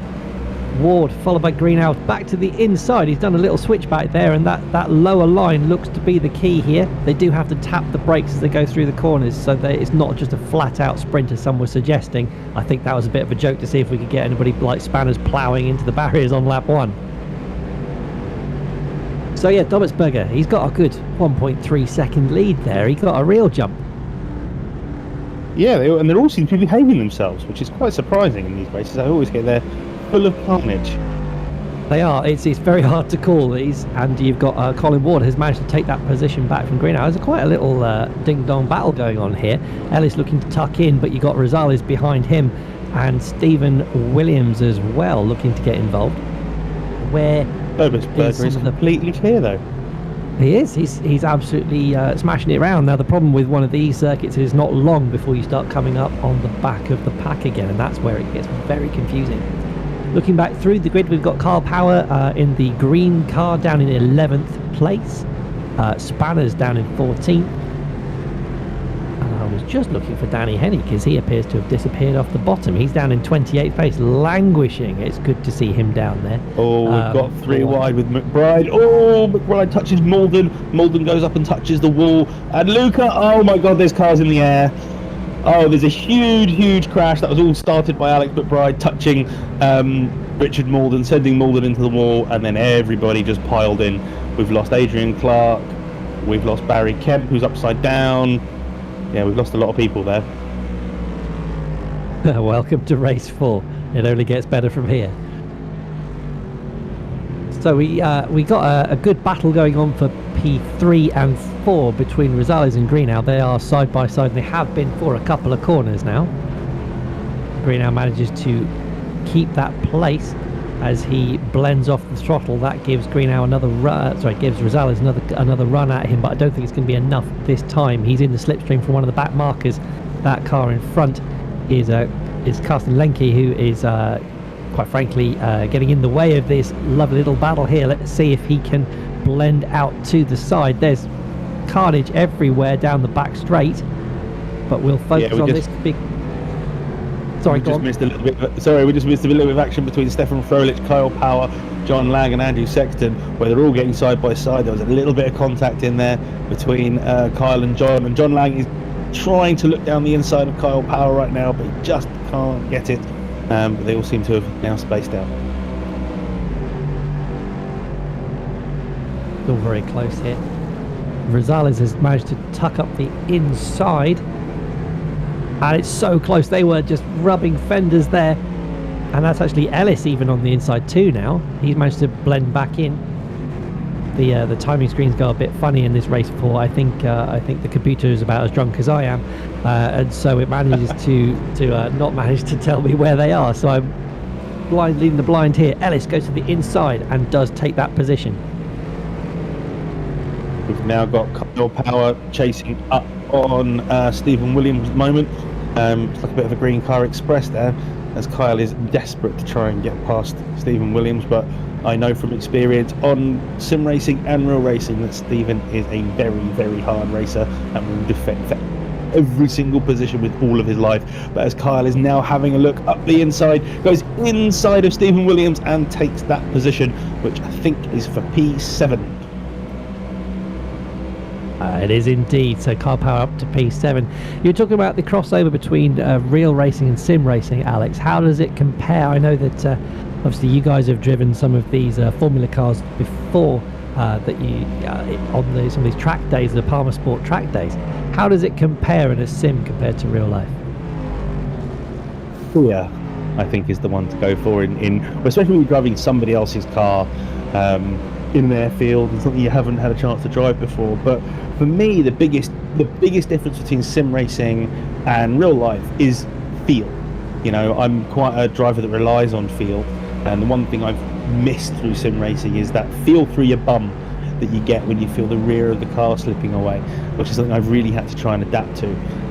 Other than that, the racecraft works really well. It transitions absolutely perfectly from real life to sim racing. Absolutely. And one thing that I used to have was when I was growing up trying to learn my craft on a sim was my dad would stand behind me, and if I had an accident he would clatter me on the head just to add some force feedback before it was a thing. So that added the fear component back in. So going back to the race ahead of us, we've got Dobbetsberger in the lead, who is trying to carve his way through some back markers. This is the dangerous bit because he's got to keep it clean. Colin Ward a couple of seconds behind in second, with Mark Green now in third. He is under pressure from loose matches behind. Crash! Mike Stoner has just smashed into the side of Sam Labine. I didn't quite catch the incident, I just saw them come together. Let's have a quick rewind and see what happened. That's good. Carl Power has just taken the high line and gone around the outside of Raskovitz to take fourth place. He is moving up. Can he make inroads towards the end of this race? I have no idea how long the race is. It's certainly not 46 laps. It is actually 46 laps. Okay, so we are only on lap 14 of 46, so we've got a bit of a way. Carl Power is putting some good lap times in here, so he might well be able to try and make it up the grid. He is currently staring at the back again of another green car, as you said, Alex. It seems to be the favoured car. Power runs a little bit high and just clatters the wall there, but I think these are pretty stable cars, so he should be all right there. He's going to try and see if he can tuck underneath, get a bit of downforce on that front spoiler of his, see if he can keep it close. Whizzing past one of the back markers with very few bits on the car there. I thought damage was off. It seemed. Go on, Alex. Yeah, I just need to exonerate Mike Stoner. Sam Labine had hit the wall, spun into the middle of the circuit, and was rejoining, and then got clouted by Mike. So I will exonerate Mike for that. And I think we have a competition caution coming up here, Alex, because there's yellow flags throughout the circuit. So they're going to all line up again and see if we can get this action back together again. I don't think Dobitsberg is taking any notice of it though, because he hasn't slowed down. Oh, he slowed down now. You don't think, whoa, he nearly got wiped out by a backwards back marker. Not slowing under yellows, Alex. That sounds awfully familiar. Yeah, we've had a few accusations of that in our Mixed Apex karting events.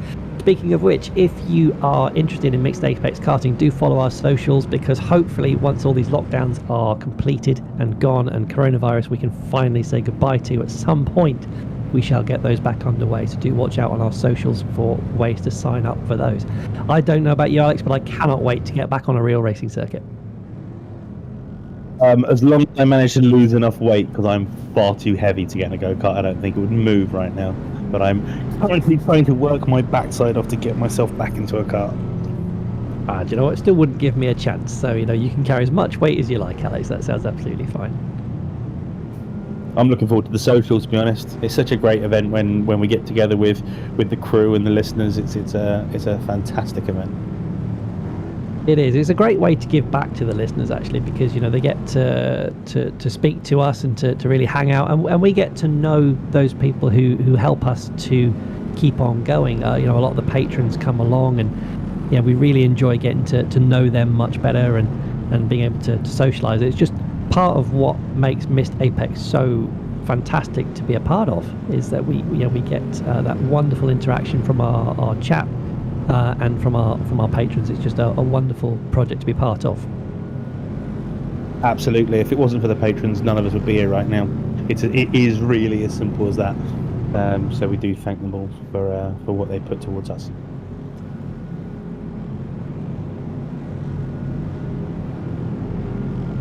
So this competition caution, we're not quite sure how it's going for, so we just need to keep a watch out on that pace car lights. There's a couple of cars in the pits for some reason. As I say, I thought damage was off, so that seemed like a wasted trip for me. There is, in theory, there's some waving around of the pace car, so you could overtake and actually unlap yourself. But that being said, I don't think many of them are paying too much attention.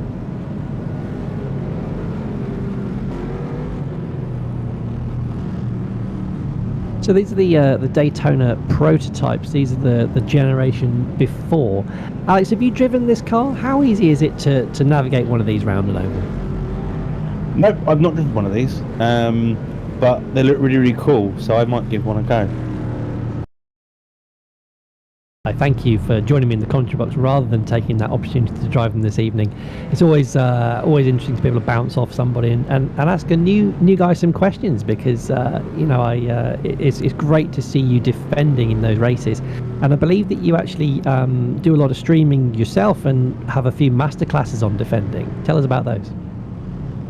Yeah, so I got into streaming since I moved on to these sorts of things, just because I like to look back at my own races, and maybe people might want to look back too. And I've built up a little community. If you go and search for me on YouTube. But yeah, no, I recently started a little series. I haven't been able to do much lately, but masterclasses are basically based on racecraft and what you're supposed to do in particular racing situations. You just see so many videos online of people crashing into each other and shouting and saying whose fault is it. Well, my whole thing is, let's see how we can stop you having these incidents and how to treat things in racing situations. So I've got a couple of really good videos up there, and I've also taken a couple of submissions from other racers of their videos of good defending or good attacking driving. Fantastic. Join Alex on social media and YouTube for that as we get underway again. Dobbitsberger on the inside, Greenhow on the outside with Carl Power. He's made a slightly sluggish start. Dobbitsberger once again lightning off the grid. But Greenhour this time has not been left napping. You got Raskovitz taking a high line into turn 1. He cuts back down again. They are side by side, Kyle Power and Raskovitz. It's a longer way round, but you might be able to keep a little bit more momentum on the outside line. There's good grip up there, so he seems to be hanging on to that third place. He might try and cut the air out from Power. There he goes, and that's Power down to 4th, and actually he's lost a bit of momentum. Can Williams? No, Williams under pressure himself actually from behind, so he's hopefully going to keep on to that 4th place. Be interesting to see if Power can try and move up the grid and challenge Dobbitsberger, because we don't want Dobbitsberger winning too many things tonight. And they Adam are Rosales looks pretty desperate. Sorry, Chris. Adam Rosales looks pretty desperate to try and get past Kyle. Well, as I said before, you've also got Stephen Williams doggedly hanging around the outside, as he always seems to do. He's always there when you're trying to have a fight with him, and he does get that move done on Adam Rosales. He does, and Stephen Williams is a excellent karting driver as well. He frequents our karting events. That's Power to the outside of Greenhow. Oh, he's hit the wall. He's got away with it, but he's tapped the wall there. He has indeed. Sorry, it was Raskovitz who's on the inside now. So yeah, Power up to 3rd. Like I say, I don't think he's done any damage. And Williams tried to get a run there. He had to check up, and that has put Rosales on the outside of him. They are very, very close together. There's not much room up there. Williams has finally seen him and managed to stay low. And they've started to behave themselves again. So they've gone into a bit of a momentum now. Dobbitsberger once again getting a clear run at the top of the field. He's a good half a second ahead. Greenhow's not letting him go this time though, Alex. Apart from he did just tap the wall though, but it just seems like every single acceleration zone, Dobbitsberger is getting on the power that little bit earlier and just holding the wheel in a straight line enough to just miss the wall and just maximise the acceleration. And you can see the gap just grows every single time he exits one of the curves. It is all about smoothness on an oval. Every percentage of a mile an hour that you lose gives you a disadvantage, as we're just about to find out, because Greenhow got a poor exit there. Power blasts to the outside line. He's going to squeeze him on the apex. Is that wise? Yes, it's okay. Greenhow saw him coming and managed to not wash up wide and take him out. So Power now up to 2nd. Let's see what he can do about Dobbitsberger at the front. Yeah, Greenhow has been one of my big improvers from this season. He's gone from sort of mid-pack, back of the front of the back of the pack, to all of a sudden in the mix. And I've come wheel to wheel with him through quite a lot of races this season. He's just improved and improved and improved. I think a lot of that has to do with Danny Henney's amazing coaching that he does give out. That's easy for you to say, Alex. Yes. So yeah, Danny does some excellent tuition sessions. You can catch him up, and he will allow you to take some of his wisdom, his pearls of wisdom. Greenhow once again under pressure. Oh, he's been taken out by Raskovitz. But how has he managed to collect that one? He has collected Rosales on the way by. He has not held that.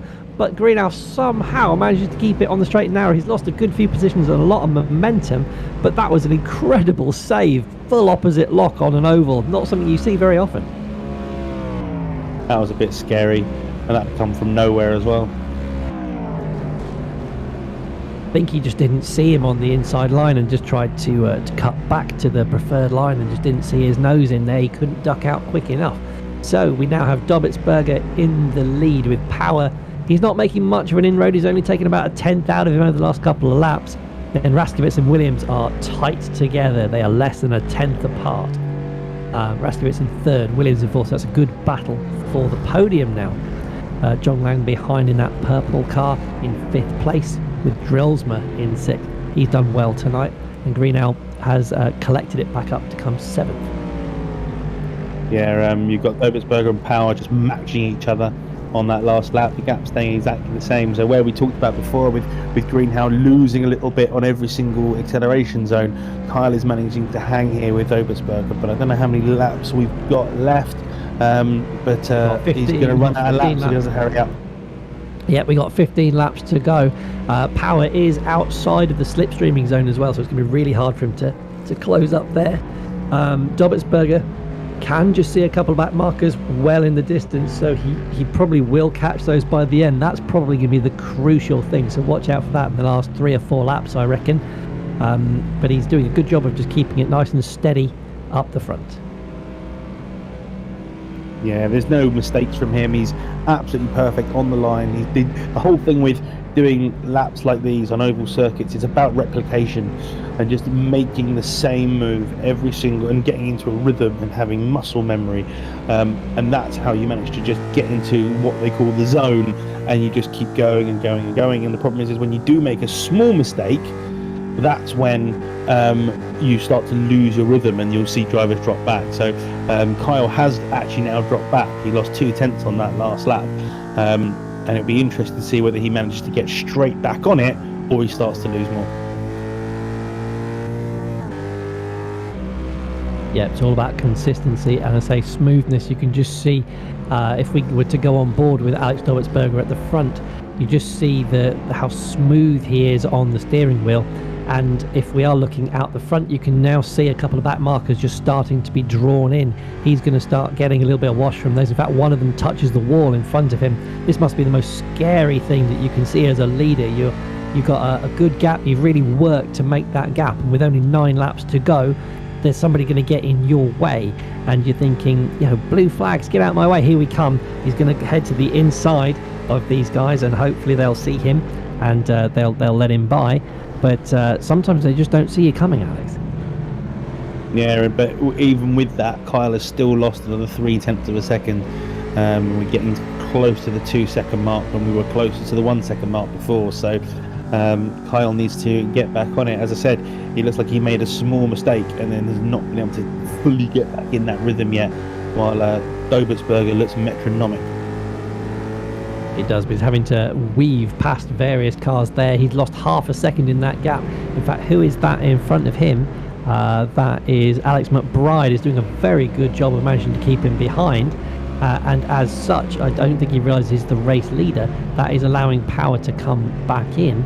That being said, Power, of course, has to take the cars himself, and he's got 2 battling cars right in front of him, so he's going to have to try and thread the needle. He's gone right to the inside line.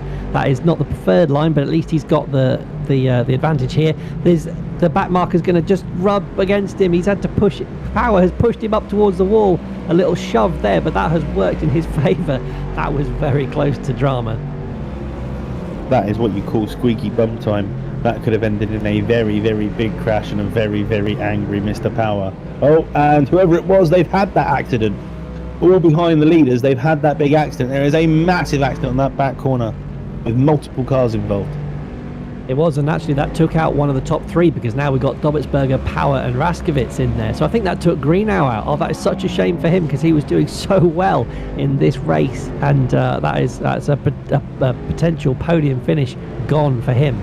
So we still have Dobbetsberger. He's pulled out that gap again to 1.6 seconds ahead of Kyle Power, as he blasts past somebody who was facing the wrong direction, which is always a fun thing to see.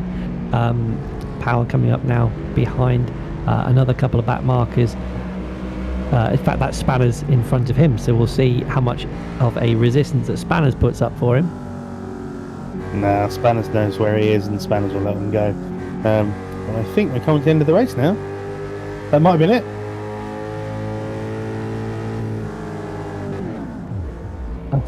I really hope you're right, because there's cars upside down everywhere. So yeah, we had Alex Dobertsberger, who won the race by 1.5 seconds to Kyle Power.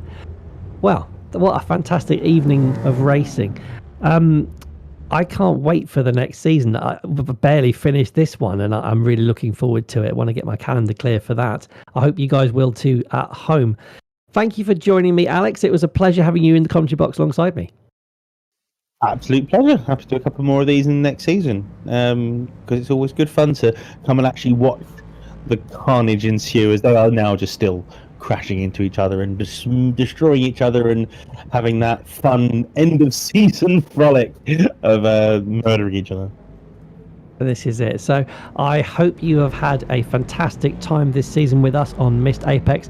Do join us on the main podcast. We also have an iRacing podcast. Do search for those on our social media and on our website, missedapex.net. This has been Catman and Alex Van Gien. Good night.